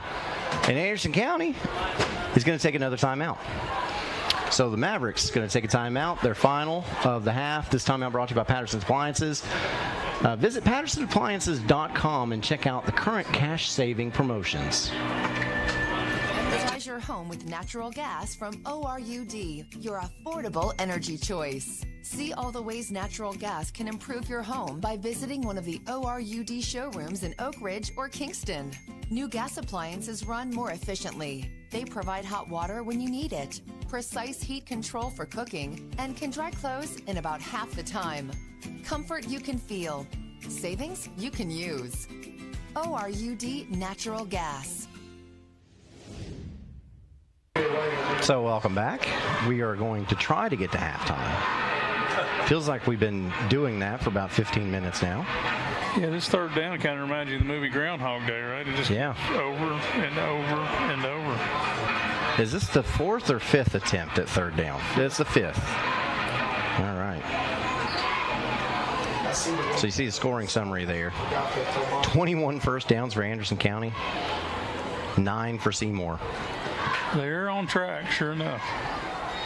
So here is Blake Johnson again, going to run that option play. Goes out to Rocket. Rocket picks up maybe a yard, and that's it. And that's going to bring up 4th and probably 18. But now Anderson County's out of timeouts. They should get the ball back 20 seconds maybe. The difference between the play clock and the game clock.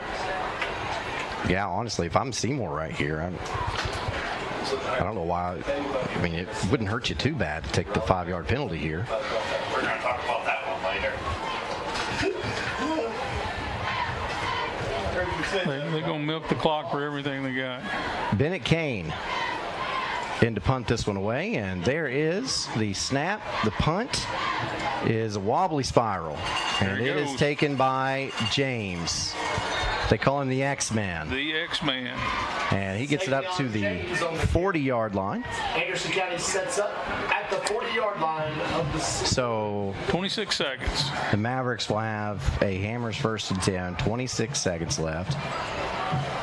You figure, I don't know, you get 15 yards, maybe you can think about kicking a field goal. No. Coach Gillum's thinking touchdown. He's thinking touchdown. He's thinking touchdown at this point.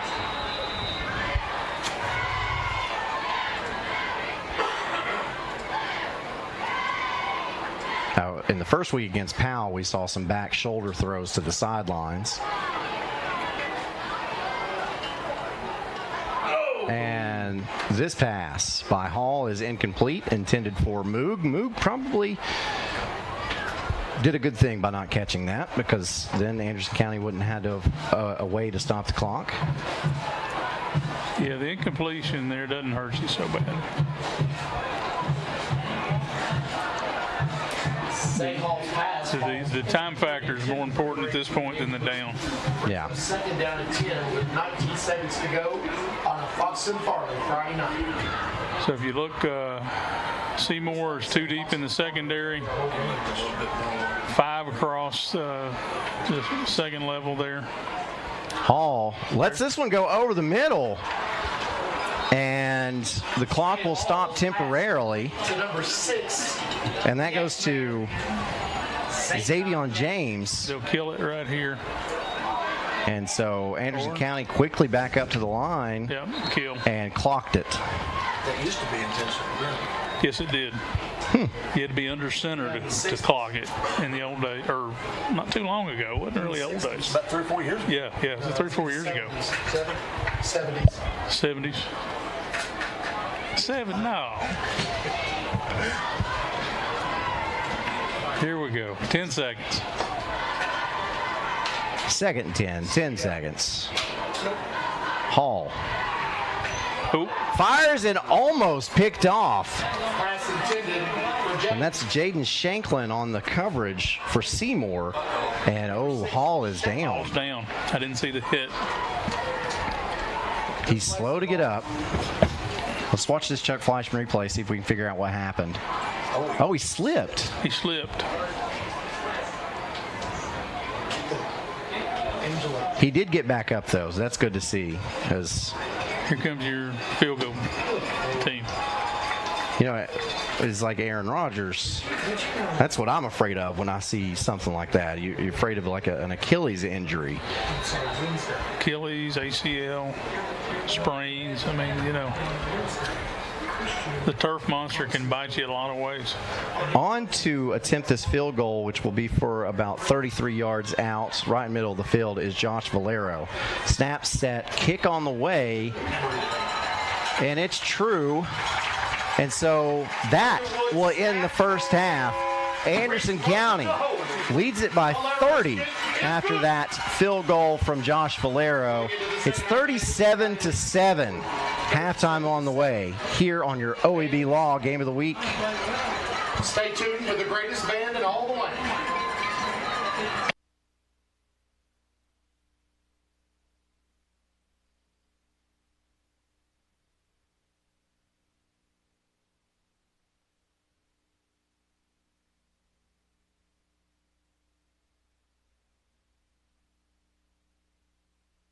Football is back, and OEB Law is excited for a season full of big hits and those nail-biting near misses. If you've been injured, OEB Law will come to your defense. Call OEB Law and turn your wreck into a check. Evans Mortuary has been serving the needs of families in and around Roane County since 1976.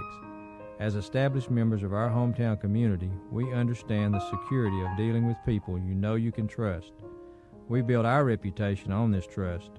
The Evans family appreciates the confidence the community has expressed in us over the years and will constantly strive to earn that favor. Evans Mortuary, 805 North Gateway.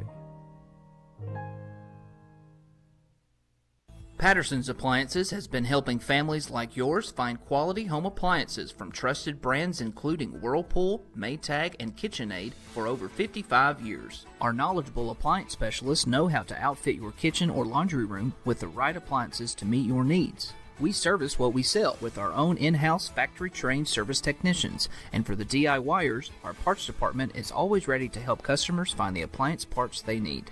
Patterson's Home Appliances, because we care. Our story starts with a promise made to the communities of East Tennessee. A promise to always look forward, to the horizon, and past it. A promise to help you live well. At Covenant Health, whenever you enter one of our hospitals, visit any of our physicians, or talk to us on the phone, we will welcome you and your family as one of our own. Because it's about you, and it's about time. Covenant Health. For every moment. Pat Ryan here with Kathy Mae Martin. If you're thinking of buying or selling real estate, then make the right play call and contact Kathy Mae Martin for all your real estate needs. Kathy's 30-plus years of knowledge and experience gives her clients the competitive edge. You know, like me on game day.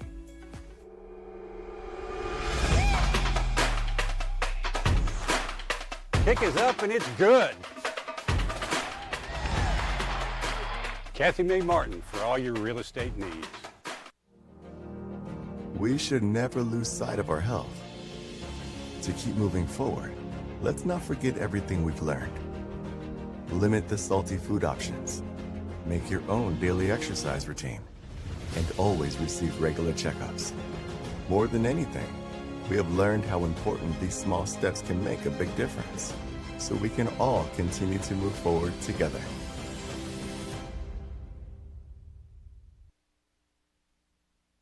Energize your home with natural gas from ORUD, your affordable energy choice. See all the ways natural gas can improve your home by visiting one of the ORUD showrooms in Oak Ridge or Kingston. New gas appliances run more efficiently. They provide hot water when you need it, precise heat control for cooking, and can dry clothes in about half the time. Comfort you can feel. Savings you can use. ORUD Natural Gas.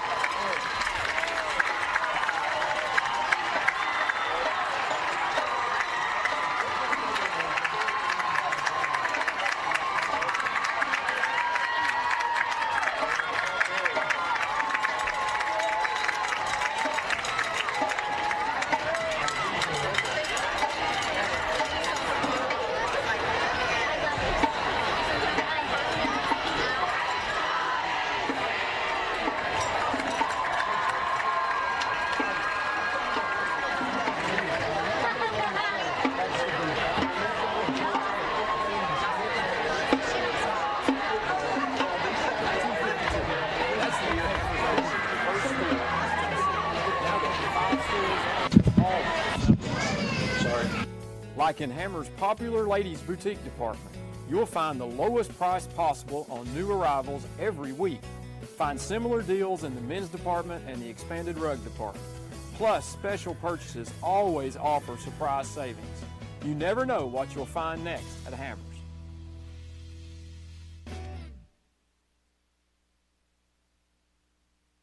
Innovation is what allowed us to reach for the stars.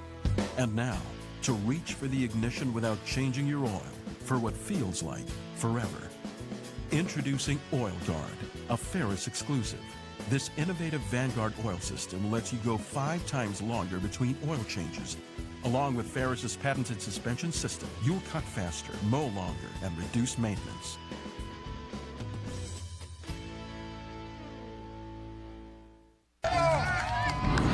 Here we go, Billy. Swing hard. As your local agent, I know you.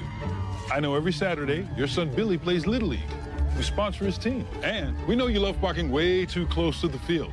That's why we tailor a unique policy for you and your car. Because sometimes something from out of left field can literally come from out of left field. That's simple human sense. Ask Griffin Insurance Agency in Kingston if auto owners make sense for you. On-Site Care in Kingston is accepting new patients. Nurse practitioner Candace Templeton has over 25 years of healthcare experience in offering management of chronic care conditions. On-Site Care offers free sports physicals for established patients. Plus, On-Site Care offers hormone replacement therapy with compounded pellets. And now On-Site Care welcomes Darren Wright, a board-certified family nurse practitioner who will be accepting new patients. Call 865-285-9588 to schedule an appointment at On-Site Care. A college degree can't be earned in just one day, but can be achieved by doing our best together, just one day at a time. From getting a great start with your Roan State Success Coach, to learning together in the classroom, accessing free tutoring in the Learning Center, and working one-on-one with your instructors. Together, we succeed, one day at a time. Oh, and free tuition helps. So apply at roanstate.edu now, and let's succeed together.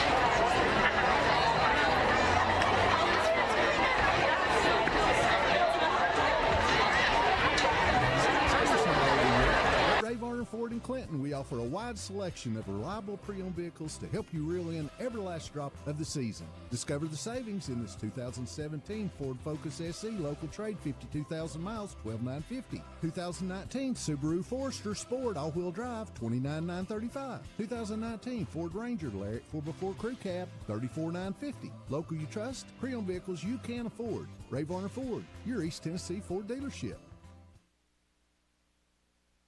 Pre-planning it makes the process just so much easier for the family. It relieves them of having to make some difficult decisions at a bad time. I've made arrangements with hundreds of families that I have never had a family come in and say, gee, I wish Mom hadn't have done this. Pre-planning, I think, is one of the best things you can do for your family, just to alleviate those concerns. Football is back, and OEB Law is excited for a season full of big hits and those nail-biting near misses. If you've been injured, OEB Law will come to your defense. Call OEB Law and turn your wreck into a check. Football is back, and OEB Law for a season full of big hits and those nail-biting near misses. If you've been injured, OEB Law will come to your defense. Call OEB Law and turn your wreck into a check. Evans Mortuary has been serving the needs of families in and around Roane County since 1976. As established members of our hometown community, we understand the security of dealing with people you know you can trust. We build our reputation on this trust. The Evans family appreciates the confidence the community has expressed in us over the years and will constantly strive to earn that favor. Evans Mortuary, 805 North Gateway. Patterson's Appliances has been helping families like yours find quality home appliances from trusted brands including Whirlpool, Maytag, and KitchenAid for over 55 years. Our knowledgeable appliance specialists know how to outfit your kitchen or laundry room with the right appliances to meet your needs. We service what we sell with our own in-house factory-trained service technicians, and for the DIYers, our parts department is always ready to help customers find the appliance parts they need. Patterson's Home Appliances, because we care. Our story starts with a promise made to the communities of East Tennessee. A promise to always look forward, to the horizon, and past it. A promise to help you live well. At Covenant Health, whenever you enter one of our hospitals, visit any of our physicians, or talk to us on the phone, we will welcome you and your family as one of our own.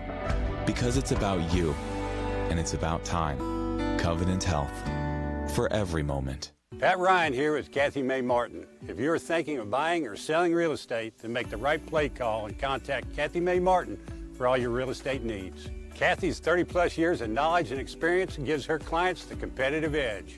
You know, like me on game day.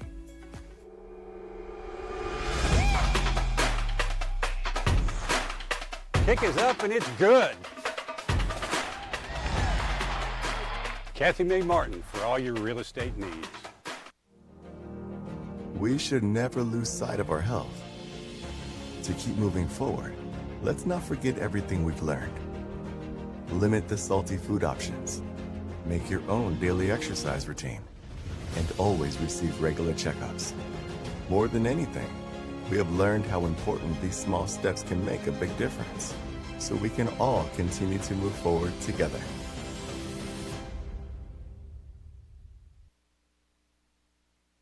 Energize your home with natural gas from ORUD, your affordable energy choice. See all the ways natural gas can improve your home by visiting one of the ORUD showrooms in Oak Ridge or Kingston. New gas appliances run more efficiently. They provide hot water when you need it, precise heat control for cooking, and can dry clothes in about half the time. Comfort you can feel. Savings you can use. ORUD Natural Gas.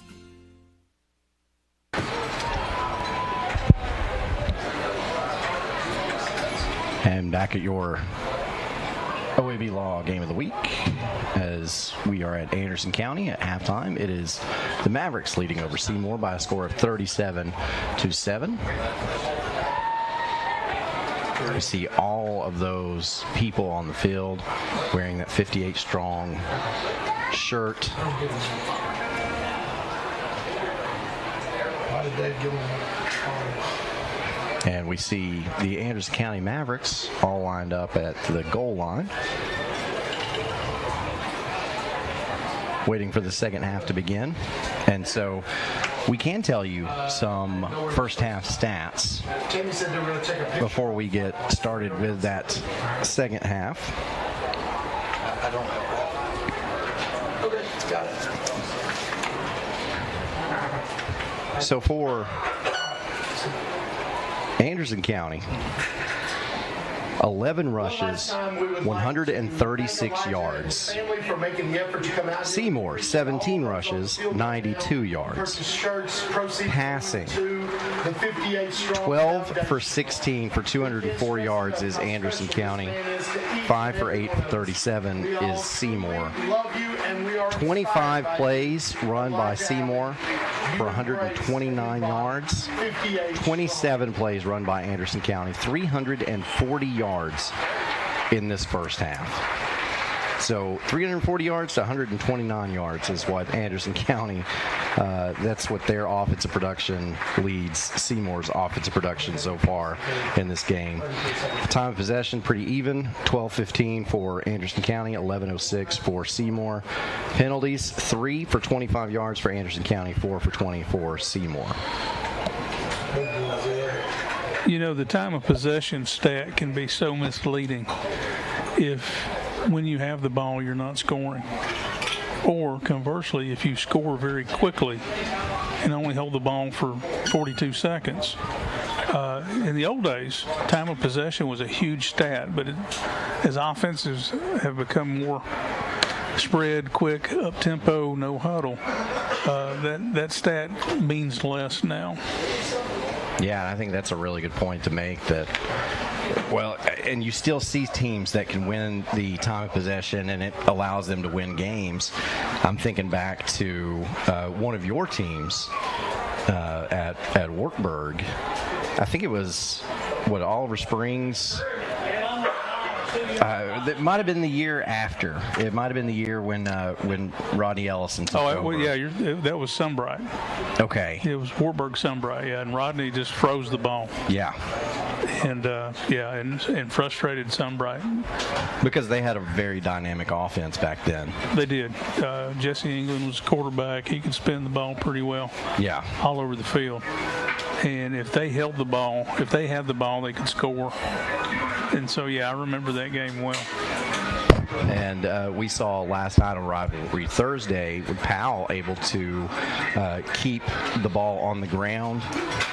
Almost all of their yards came on the ground. They were able to keep Clinton's offense from getting the ball, but then Clinton made the mistakes when they did get the ball, which didn't help them out any. But I'd say Powell dominated time of possession last night and also won that game. They did. They also dominated the turnover battle. You know, they were probably +3, I think, on turnovers. I believe that's right. And turnovers are like getting snake bit. Yeah, you know, the thing about a team like Clinton, they're a very talented football team. But when you look at the record, it's deceiving. Mm-hmm. They've played up a little bit, but then you play Powell, which is not in your region. It's in your classification, and then you just don't have a good game. You have all those turnovers, and so that's what you saw last night. Speaking of Sunbright, Midway leads over Sunbright at halftime, 35-0. I think I heard Sunbright has about 14 players.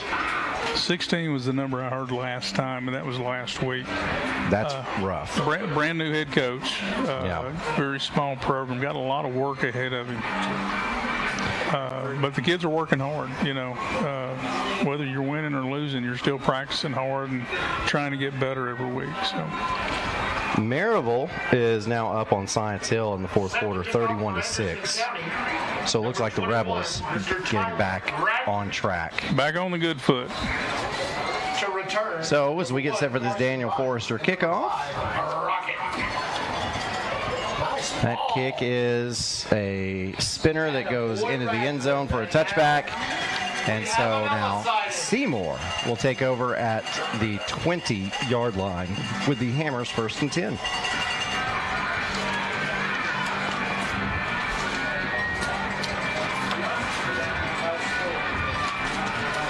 So what kind of adjustments do you expect to see out of both of these teams?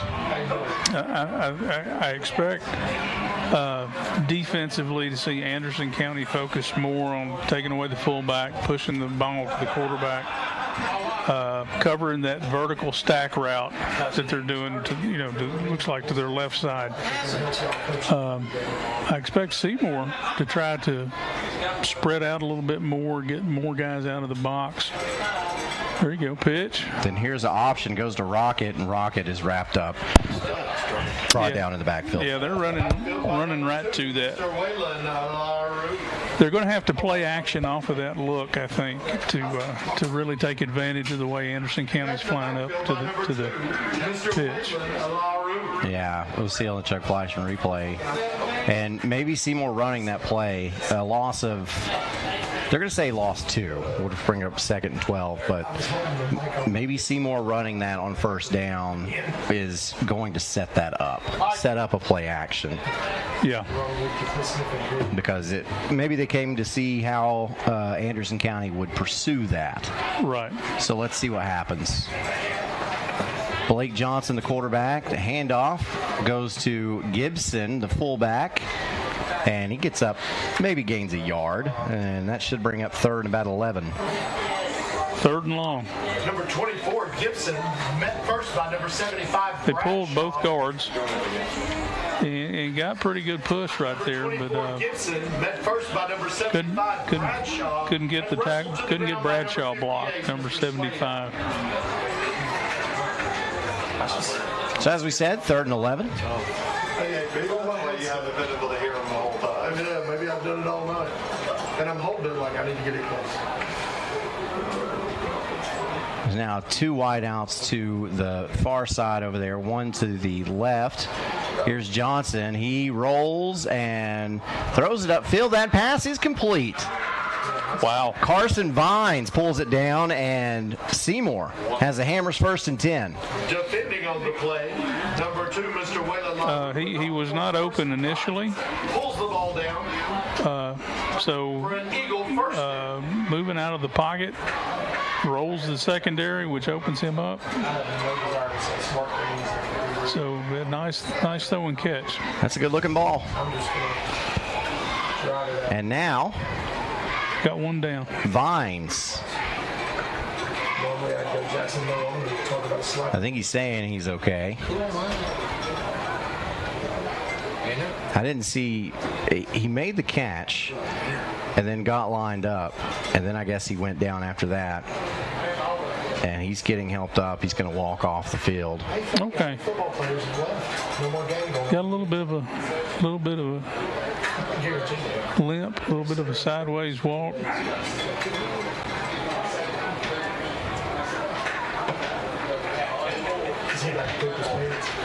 So let's see this Chuck Fleischman replay as Johnson rolled out and found Vines. Yeah, Johnson shows really nice composure right there, because a lot of quarterbacks, when you get them off of their spot, their eyes come down and they're trying to get out and get around. He was able to keep his eyes downfield and find Vines for a nice completion.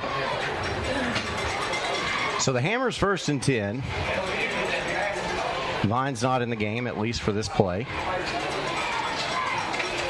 Man in motion for Seymour. And handoff goes to Gibson, and Gibson maybe picks up 2. Yeah, kind of a little sweep action. Brought the Cowboy motion, or jet motion. And gives you an extra blocker. Anderson County does a good job of shutting it off. Moog maintains the edge right there. On defense, you got to have somebody who sets that edge.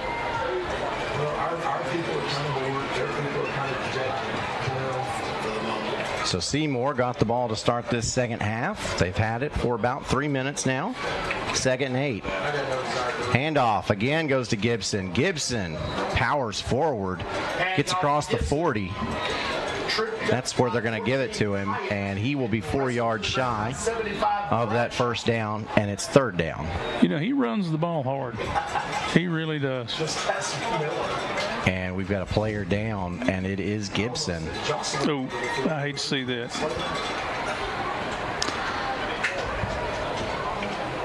And you hope he's okay. Looks like they're stretching him out for a cramp. You hope that's all it is. So Carson Vines makes a great play and then is injured and has to come out of the game. Gibson with a nice run right there, and then he's injured, and he also will have to come out of the game here. But yeah, that's a cramp. They're working that calf pretty hard. And they got that worked out, so there we go. Push that water, guys. And he will walk to the sidelines. Give him a dose of pickle juice. Good to see that young man walk off. 3rd down and 4, Seymour. So whether or not that works, we don't know. But we do know that there are teams that do that. And they're continuing to stretch him out on the sidelines over there. Yeah, that's a pretty good cramp. You can see the top right of your screen there. So now they're going to have to send in. I don't think Gibson has taken an offensive play off. This will be the first time. And Johnson rolls back and looks and finds Vines, who's back in the game, but he only picks up maybe 2 yards, and that will be short. Yeah, he's about short about 2. So 4th and about 2. Trent Strickland defending on the play brings up a 4th down and 2 Eagles. And looks like we're going for it.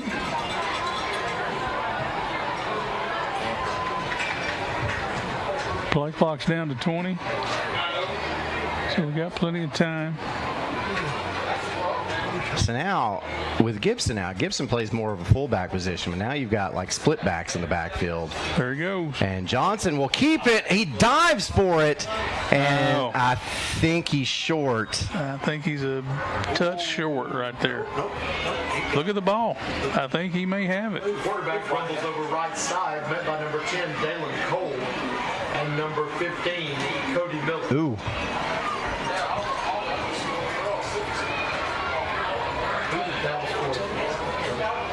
It's like he bounced short. So we've got just enough of an angle that I can't tell on that picture. I think he's there. Gosh, I think he's there too. Are they going to measure? Yeah, they're measuring. They will measure. He literally just stopped it. He's got it. He's got it by the nose. Seymour keeps the drive alive, which is now 5 minutes and 57 seconds into this third quarter. I'm sorry, 4 minutes and 57 seconds into this third quarter. And here's the Chuck Fleischman replay. Pulls it down. There he goes. He played Red Rover as well. Yeah. That'd be a hard ball to spot, I think. Moog finished that one off. They had him contained up pretty well. So Gibson back in the game. He's to Hall's left. Actually, no, that's not Gibson. He's still not in. So for Seymour, it is Sanchez, Sergio Sanchez, another senior on this team. Hey, what's the score? Yeah, there you go. Oh, I'm sorry. Is it a running clock yet? Oh well. Man, I'm telling you, these guys want to get Tim Elrod. Judge Elrod. Judge. It throws the book out the window. Your Honor. Of broadcast decency. Your Honor. I'm just a fella passing for. So 2nd and 10. Hall without a pitch man. There was no pitch man. Pitch man went left. Quarterback went right. And he's yelling at Rocket, saying, "Hey, man." Yeah. Hate it when that happens. To see this Chuck Fleischman replay, yes, yeah. Speed option. Whoop. It's like kickball when you're a kid. There needs to be an invisible ghost one. I don't know that it would have been a good play anyway, but no, because it was on the boundary side of the field again. I'm glad that he looked before he pitched. Yeah. Kid in dodgeball, you're out. All right, 3rd and 11. Hall back to pass. Nice job. Having to throw off his back foot there, that wasn't nice. Yeah, so Johnson's pass is incomplete, brings up 4th and 11. Pass falls incomplete, sets up a 4th down and 11. And I believe Seymour may kick this one away. The Anderson County cheer staff would like Bennett Kane on to punt away.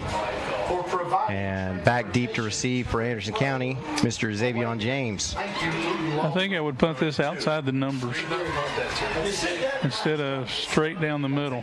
Okay, good fair catch. An end over ender, and that ball is oh my goodness, bobbled and muffed a little bit. You can't advance a muff, can you? The kicking team can't. Offense can. I think the offense can. The only thing is a fair catch, right? I think the fair catch makes it dead right there where he took possession. There was a rhythm. I was down there, and there was a good rhythm. He was done. They would pick up. So Rocket was back there on that coverage, and he slips and falls, and he starts sliding into where James was. Yeah. And that probably took James's concentration off of it just a little bit, and now the officials are talking about where to spot this ball.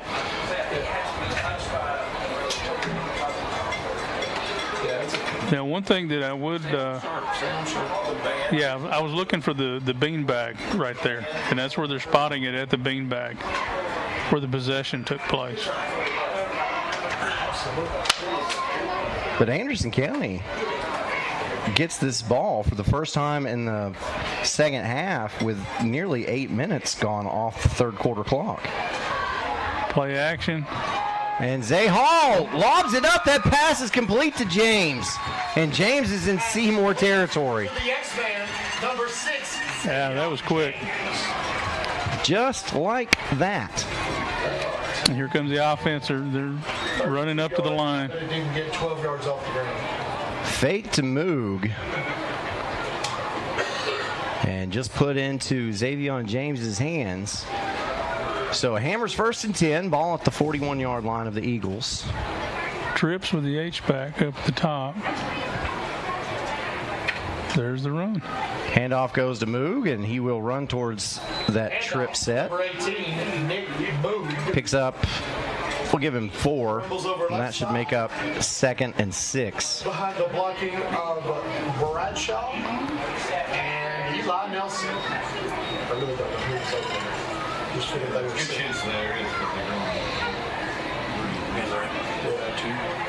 Two wide outs to the right, one to the left. Moog in the backfield, H-back. To the left. Handoff Moog. Up the middle. Moog has some running room. That was nice inside. And great footwork again. And James can't make the block, but Moog's still on his feet. Reaches for the end zone. Sabra, Beauchamp, touchdown, Anderson County. Nick Moog with a 37-yard run. For the Anderson County touchdown.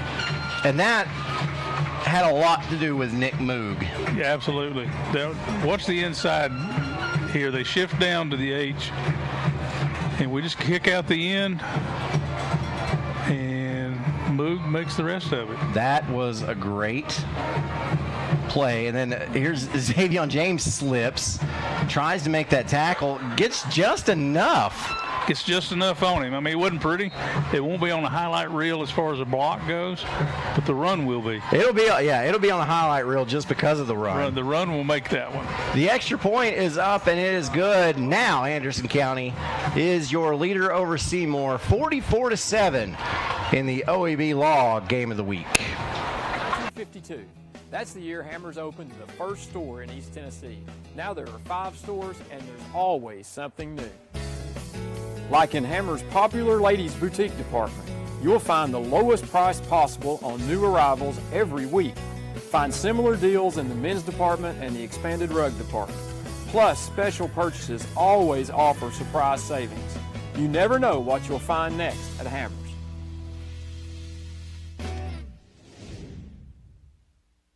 Back at the OEB Law Game of the Week, Karen Harvey, Coach Dan Shoemaker, as Anderson County gets back on the board. And now, by way of, I call it a run rule because I know that's a baseball term.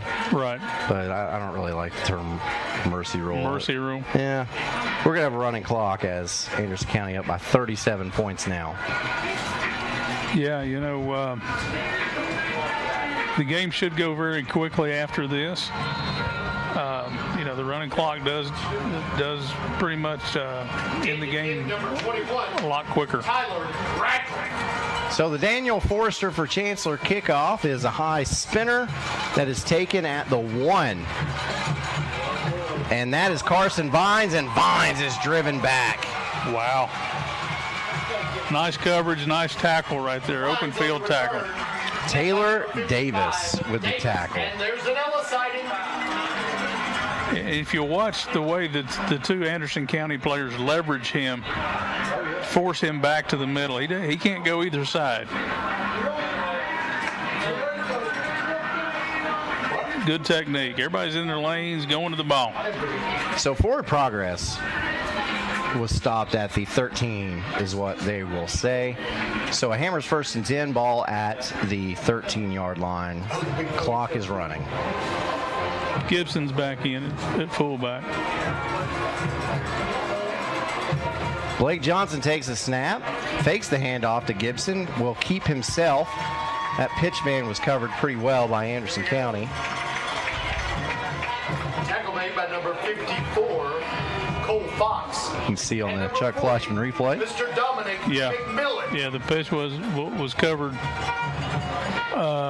They're going to have to play action off of that or run a counter option if they want to stay with this option look, because Anderson County is running to that set right now.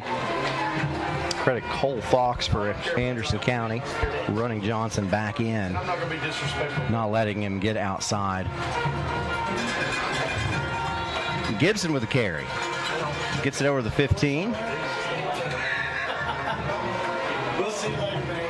Pickup of, we'll call it 3, brings it 3rd and 7. 3rd and 7. Jackson Hill. And we should have one more play, at least, of this third quarter.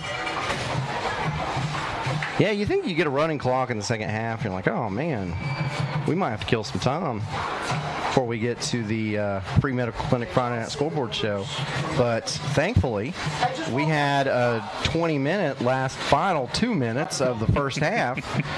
We ran third down about 6 times. Yeah, so I think we'll be all right on time. Johnson takes the handoff, or gives the handoff rather, and for Seymour again. Yet again by number 40. That's Sergio Sanchez. He will not have enough for the first down, and that is how the third quarter will come to a close. Seymour will have about a 4th and 2 when we get back to start this fourth quarter as Anderson County leads at 44-7 in your OEB Law Game of the Week. Innovation is what allowed us to reach for the stars. And now, to reach for the ignition without changing your oil for what feels like forever. Introducing Oil Guard, a Ferris exclusive. This innovative Vanguard oil system lets you go 5 times longer between oil changes. Along with Ferris's patented suspension system, you'll cut faster, mow longer, and reduce maintenance.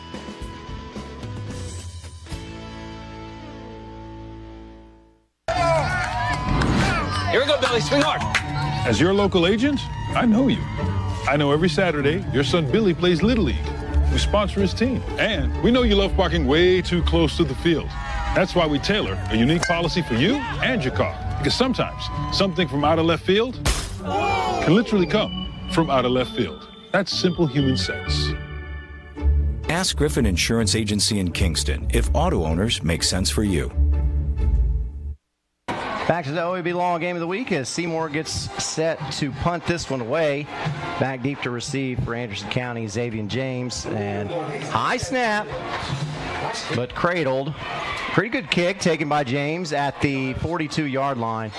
And James looks for a crease and dives forward into Seymour territory at around the 45. And that's where the Mavericks will have a Hammers 1st and 10. Number 15. The high snap always scares you to death. He was able to handle that, get the ball off. Not a bad punt either. I mean, you'd like a little more air so your coverage team can get down, but considering the duress he was under, Hey, talk to me about that. Not bad. Great job by Bennett Kane that time. Zay Hall hands the ball off up the middle. Almost 10 yards. Taylor What about 8, 7, 8? follows the blocking of Isabel, Murphy, and Hill. So Talon Brandenburg gets the carry and picks up about 7. Brings up 2nd and 3. Got several substitutions. Yeah, as a matter of fact, Cody Miller in at quarterback. Yep. And so here is the handoff. Again goes to Brandenburg.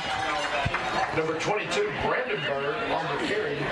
And he's got enough for the Hammers' first down. 51, Hall, and 57, Murphy. The offensive line's doing a really good job coming off the ball. Mr. Vance, Right there, nice rhythm.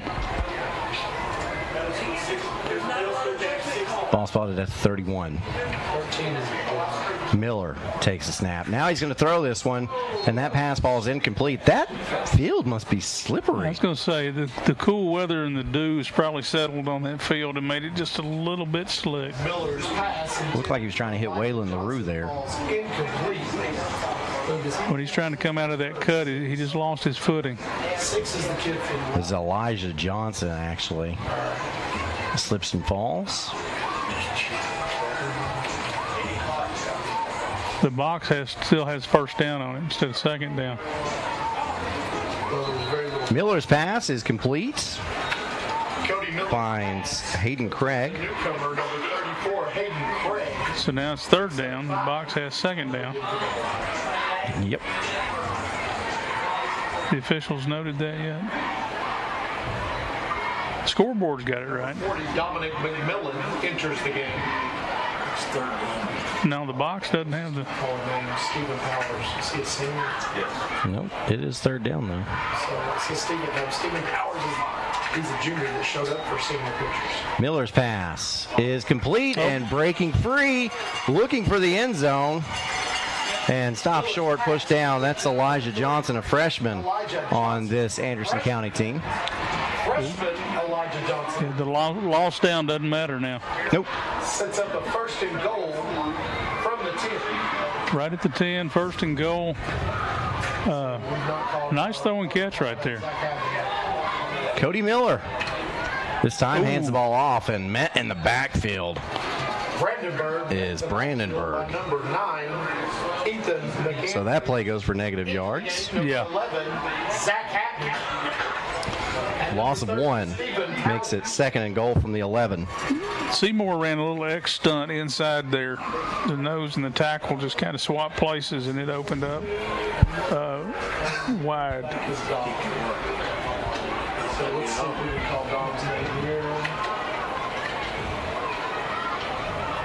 Miller moves the H-back from the left to the right. Hand off Brandenburg. Brandenburg follows the blocking of gets up to about the 7-yard line. It's third and goal from the 7. Third and goal from the 7. And Hill brings up third down and goal. Is it really third down and goal? I lost track. Back into the game, number 34.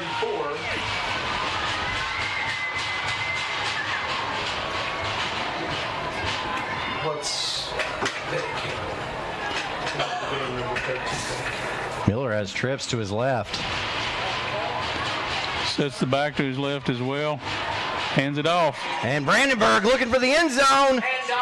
He's in for the Sabra Beauchamp touchdown, Anderson County. 7-yard run by Talon Brandenburg. The sophomore gets in to put 6 more on the board. And now Anderson County's hit that half-century mark. There it is. Bryce Leatherwood to hold. And we got a new kicker in as well. And to kick. Is Jackson Payne. And Payne's extra point is up and good. It's good. Right over the crossbar. Now, you don't have to make it by a bunch. You just got to make it by enough, and that's exactly what happened. 51-7 is your score with 7:01 left to go in this one. It is your OEB Law Game of the Week. On-Site Care in Kingston is accepting new patients. Nurse practitioner Candace Templeton has over 25 years of healthcare experience in offering management of chronic care conditions. On-Site Care offers free sports physicals for established patients. Plus, On-Site Care offers hormone replacement therapy with compounded pellets. And now On-Site Care welcomes Darren Wright, a board-certified family nurse practitioner who will be accepting new patients. Call 865-285-9588 to schedule an appointment at On-Site Care. And we'll see this Chuck Fleischman replay on your OEB Law Game of the Week. Tipped, yeah, right in the middle there. Who was that?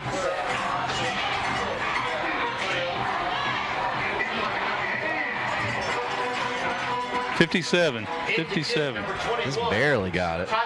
Yeah. Ella on deck. The trajectory was a little low, and he was able to elevate. Good hustle play right there. Austin Bush is the man. Austin Bush. And here is your Daniel Forrester for Chancellor kickoff, which rolls into the end zone for the touchback. And then there is Ella. There goes Ella. Beautiful pup. Comes out, grabs the tee after each kickoff. My dog would run and get the tee, and then we'd have to chase all around the field, you know. Yeah. Would never bring it back and chew it up by the time we got to it. So good old Lemuel. How about Lenoir City getting the win over Campbell County tonight, 43-26? Wow. Okay. In the third quarter, Bledsoe County leads Wartburg 28-20. Okay. Oh. Unforced errors. So offsides on Anderson County. And Ella was in studio on Wednesday night for the Davy Gillum show.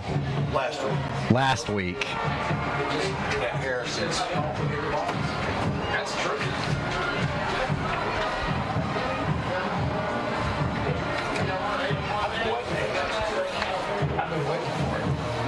So Seymour with a new quarterback now. That's Alec Brown, a sophomore.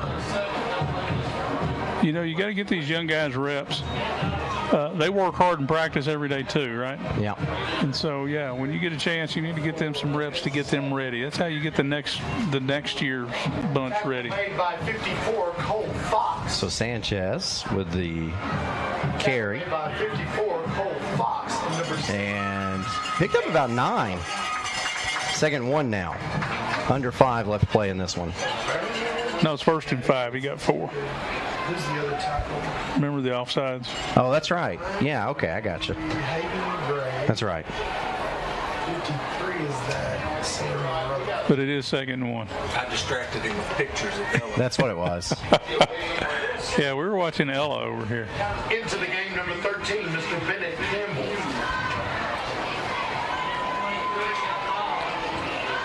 Sergio Sanchez with the carry again, and Sanchez gets up right to the line to gain. You know, he kept working until he found something right there, and I think he got the first down. It looks, yep, they are moving the chains. You see the Chuck Fleischman replay? He just kept going. Kept going, man. That's what you got to do. Energizer Bunny, man. That's it.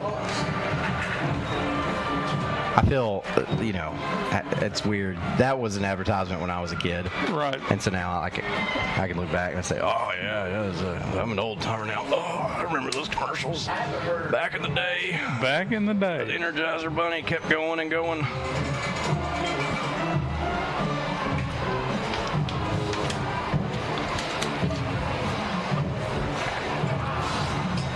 Speed option. Pitch. Forward pitch. 29. Yeah, I think that pitch might have been forward. That'll be passing yardage right there. Josh Gilbert was the young man getting that carry. See, watch the pitch. I think he pitches forward, which is fine. I mean, it's a forward pass at that point.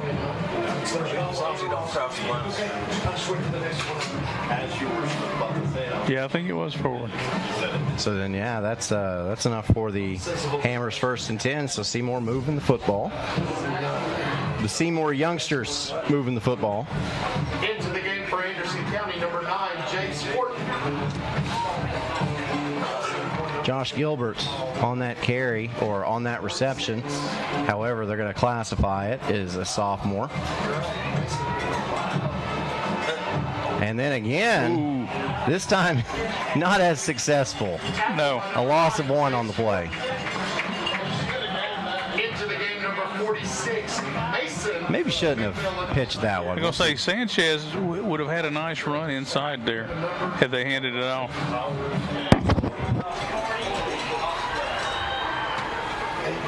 As it stands, it is a 2nd and 11. Ball at the 40. We only have 20 Anderson County going to go on to win this ball game and get the region win.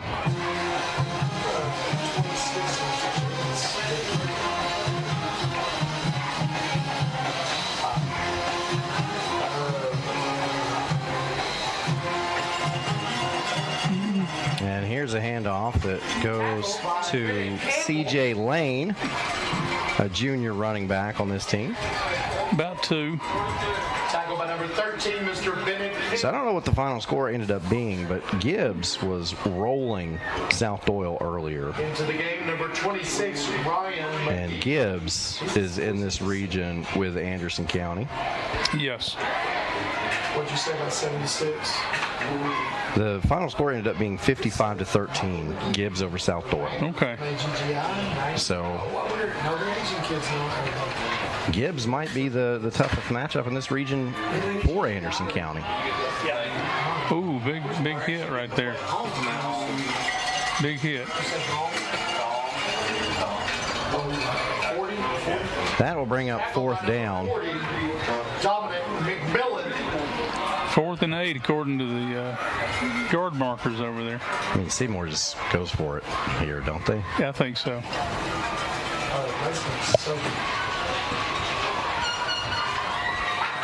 Now the clock would stop with a change of possession.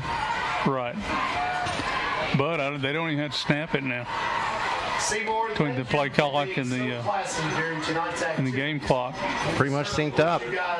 And I think that's what's going to happen. That is what's going to happen. That was the final play of this game. So Anderson County gets the region win over the Seymour Eagles. Final score will end up being 51-7.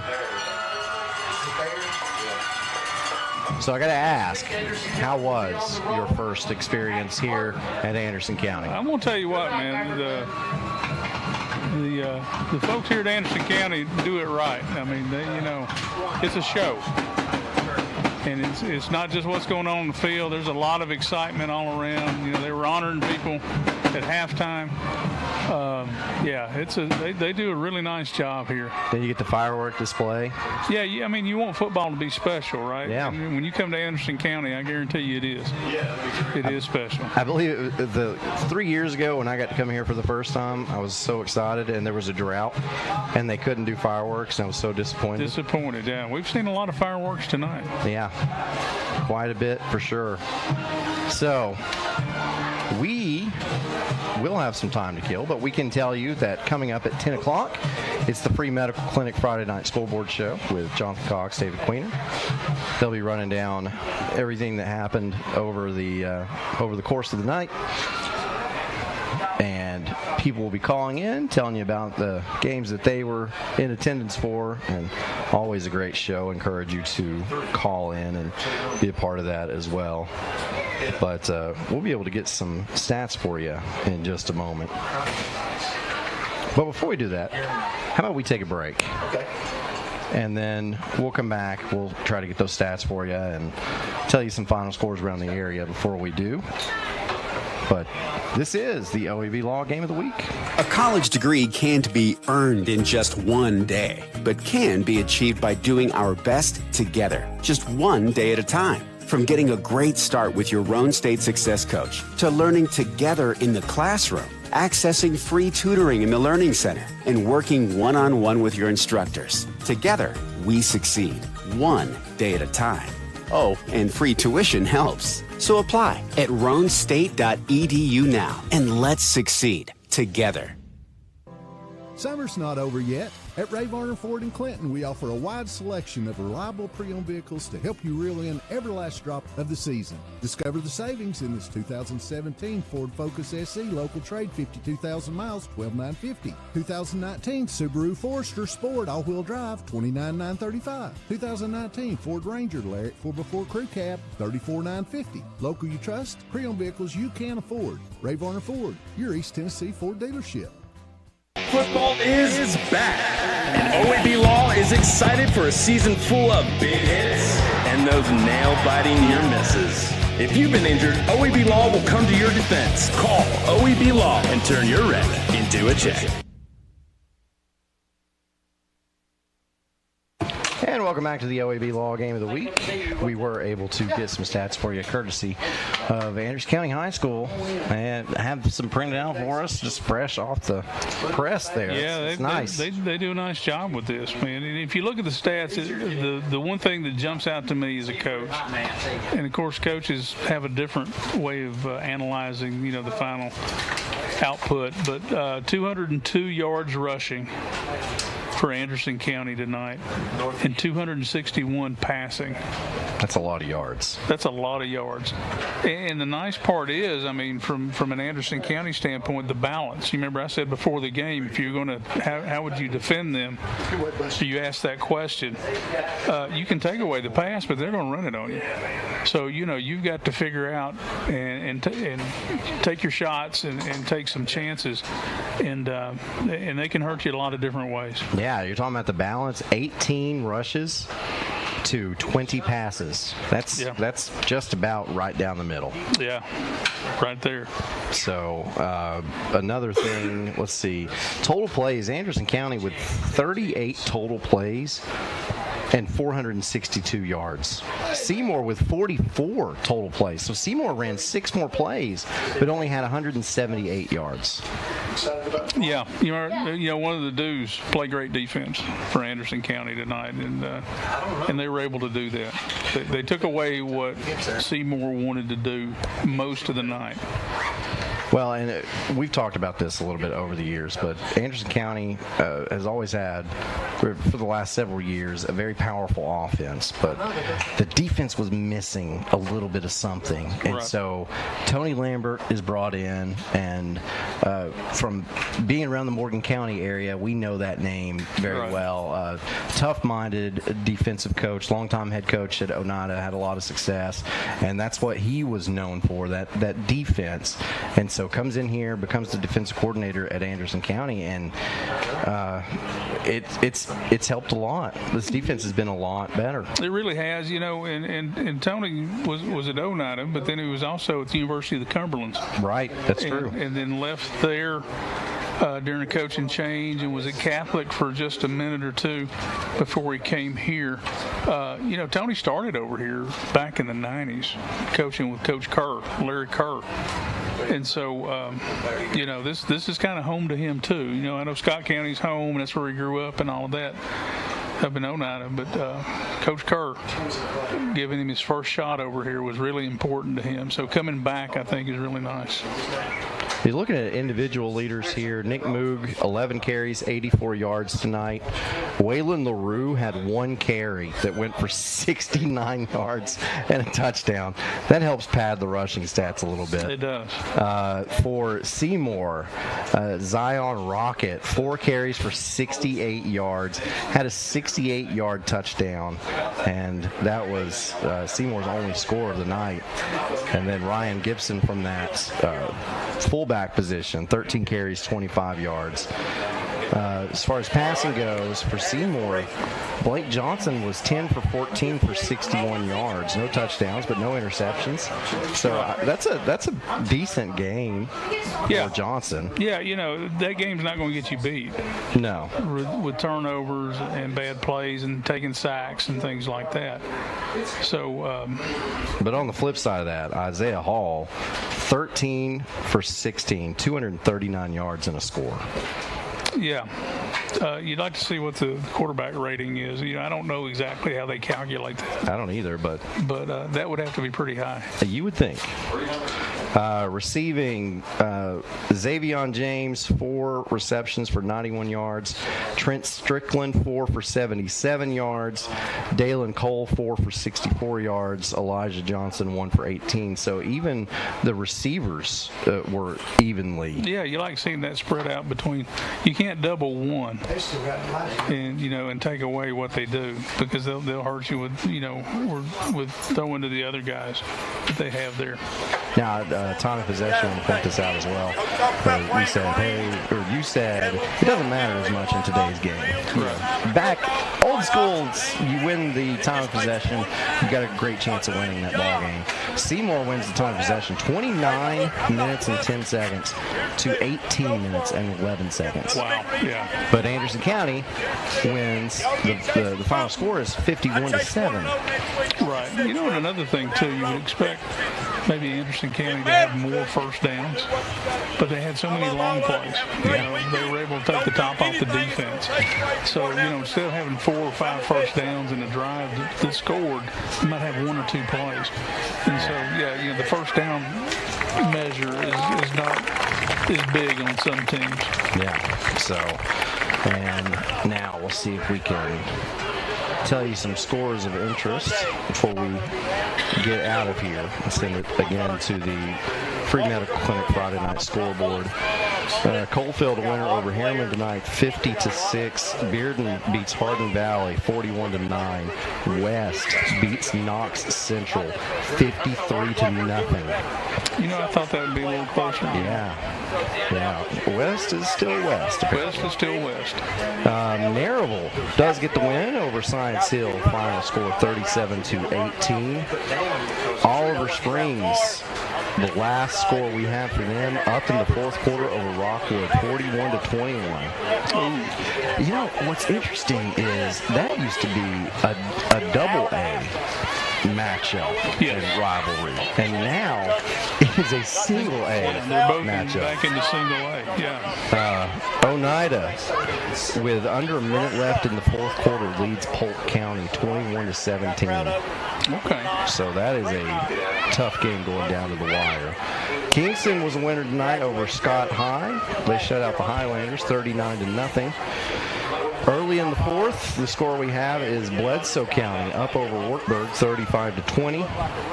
At halftime, York Institute was up on Tellico Plains 53-0. Ouch. Loudon looks like is going to suffer its first defeat of the season. Hickson leads 31-21. That's late in the fourth quarter. I was trying to get an update on that Oak Ridge score. Let's see. In the fourth quarter, with about 5 minutes left to go in that game, Minn County leads Oak Ridge 14-3. Ooh. So it looks like Oak Ridge will be coming off its first loss of the season next week when we see them take on Clinton. Yeah, that's going to be a good matchup, I think. I think it's going to be a really good ball game. I believe so as well. So those are some scores of interest for you. Let's see if there's any more that I might have missed. I told you Gibbs beat South Doyle 55-13. Wow.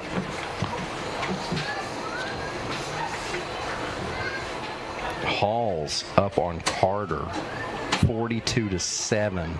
That's a third quarter score. Jeez. Wow. Yeah. What a turnaround Halls has made over the last few years. Larry Kerr was there when I first started coaching in this part of the world, before he came to Anderson County. They were pretty tough over there, and he came to Anderson County, and they've been kind of up and down through the years, but they are kind of resurging right now. I've got Gatlinburg Pittman up over Fulton at halftime, 21-12. That's the last score we had there. So Fulton. Now Gatlinburg Pittman, they're a good team. Yeah, I was going to say they're no slouch. So they'll play solid and they're competitive. They may not match up athlete-wise sometimes, but they're usually pretty well coached. So as I mentioned, next week it will be Oak Ridge at Clinton. And last time we had that game, it was at Oak Ridge last season, and Clinton was driving down in the fourth quarter. And there was a little bit of controversy there because it looked like maybe Clinton got a first down on fourth down, but they weren't given that first down. And so that ended the ball game. Oak Ridge able to hold on to get that victory. And so, Clinton, that's got to be on their minds. And Oak Ridge has had some turnover. They're not going to have the same quarterback that they had last year. They don't have the same head coach that they had last year. But Clinton, a lot of their main guys have carried over. So they're probably going to remember that maybe a little bit more. As there's Elaine Walden of East Tennessee Properties. Elaine sponsoring our pregame show. And she has been in the business for just under 7 years. A multi-million-dollar, a perennial multi-million-dollar producer. If you got to buy a home, if you need to sell a home, give Elaine a call. She'll take care of you. That's 423-619-6748, 423-619-6748. Now, I've got a Clinton connection in that my assistant principal is a Clinton alum. And he and I were talking about the Clinton Oak Ridge game and what it meant to him as a player. He played over at Clinton back 2009, 2010, that era. And he said it's a big game. He said it doesn't matter how good you are, how poorly your season's going. When you line up for that one, that's a big game to them. Yeah, they say that Clinton wins that game like once every 10 years, I think is about what they say. And, right. And Clinton's due. Like, if that's the way that it goes, Clinton is due. And it very well could be that game next week. So we invite everybody to tune in. That will take place at Clinton. Like I said, kickoff will be at 7:30. We'll go on the air at 7. So right now, we are going to send it to the BBB TV 12 studios for the free medical clinic Friday night scoreboard show with Jonathan Cox and David Queener, but not before saying a huge happy birthday to Brad Jones, the producer, owner of the station, takes care of all of this equipment. I'm telling you, if you could see it, it would give you anxiety. Brad takes care of all that by himself, and I don't know how he does it. I really don't. But happy birthday to Brad. I hope it's been a good one, and he'll be heading back to the studio for that Friday night scoreboard show, and he'll celebrate with those guys as well. So for Coach Dan Shoemaker, Mr. Birthday Boy Brad Jones, I am Aaron Harvey. So long, folks. Football is back. And OEB Law is excited for a season full of big hits, perfect plays, and those nail-biting near misses.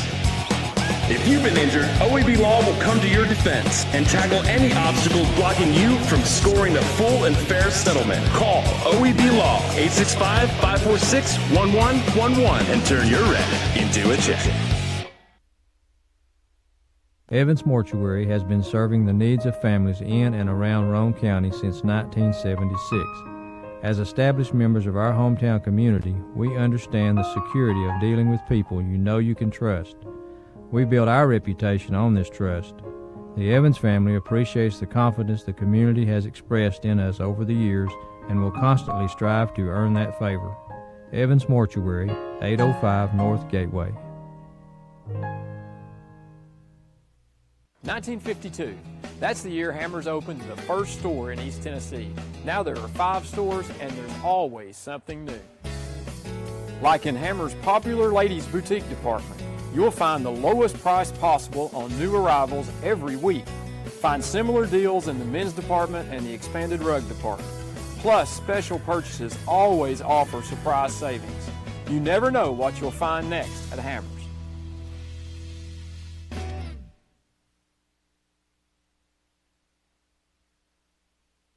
Patterson's Appliances has been helping families like yours find quality home appliances from trusted brands including Whirlpool, Maytag, and KitchenAid for over 55 years. Our knowledgeable appliance specialists know how to outfit your kitchen or laundry room with the right appliances to meet your needs. We service what we sell with our own in-house factory-trained service technicians, and for the DIYers, our parts department is always ready to help customers find the appliance parts they need. Patterson's Home Appliances, because we care.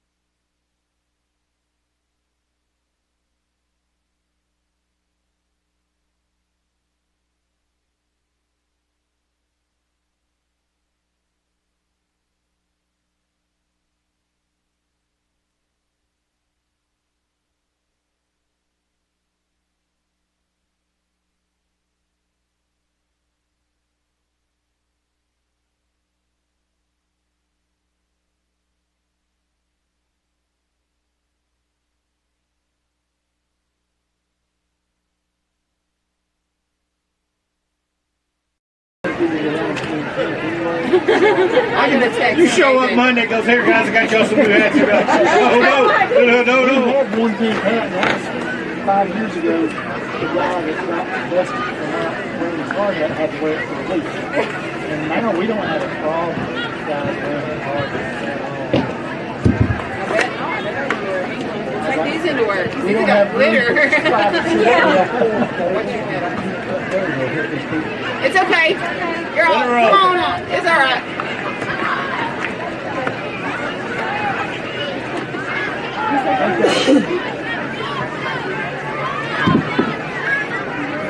But yeah, I gotta take some these ones that I've been talking to Jay. I got 6 hard hats in the back of my truck. I was like, why are they talking to him today?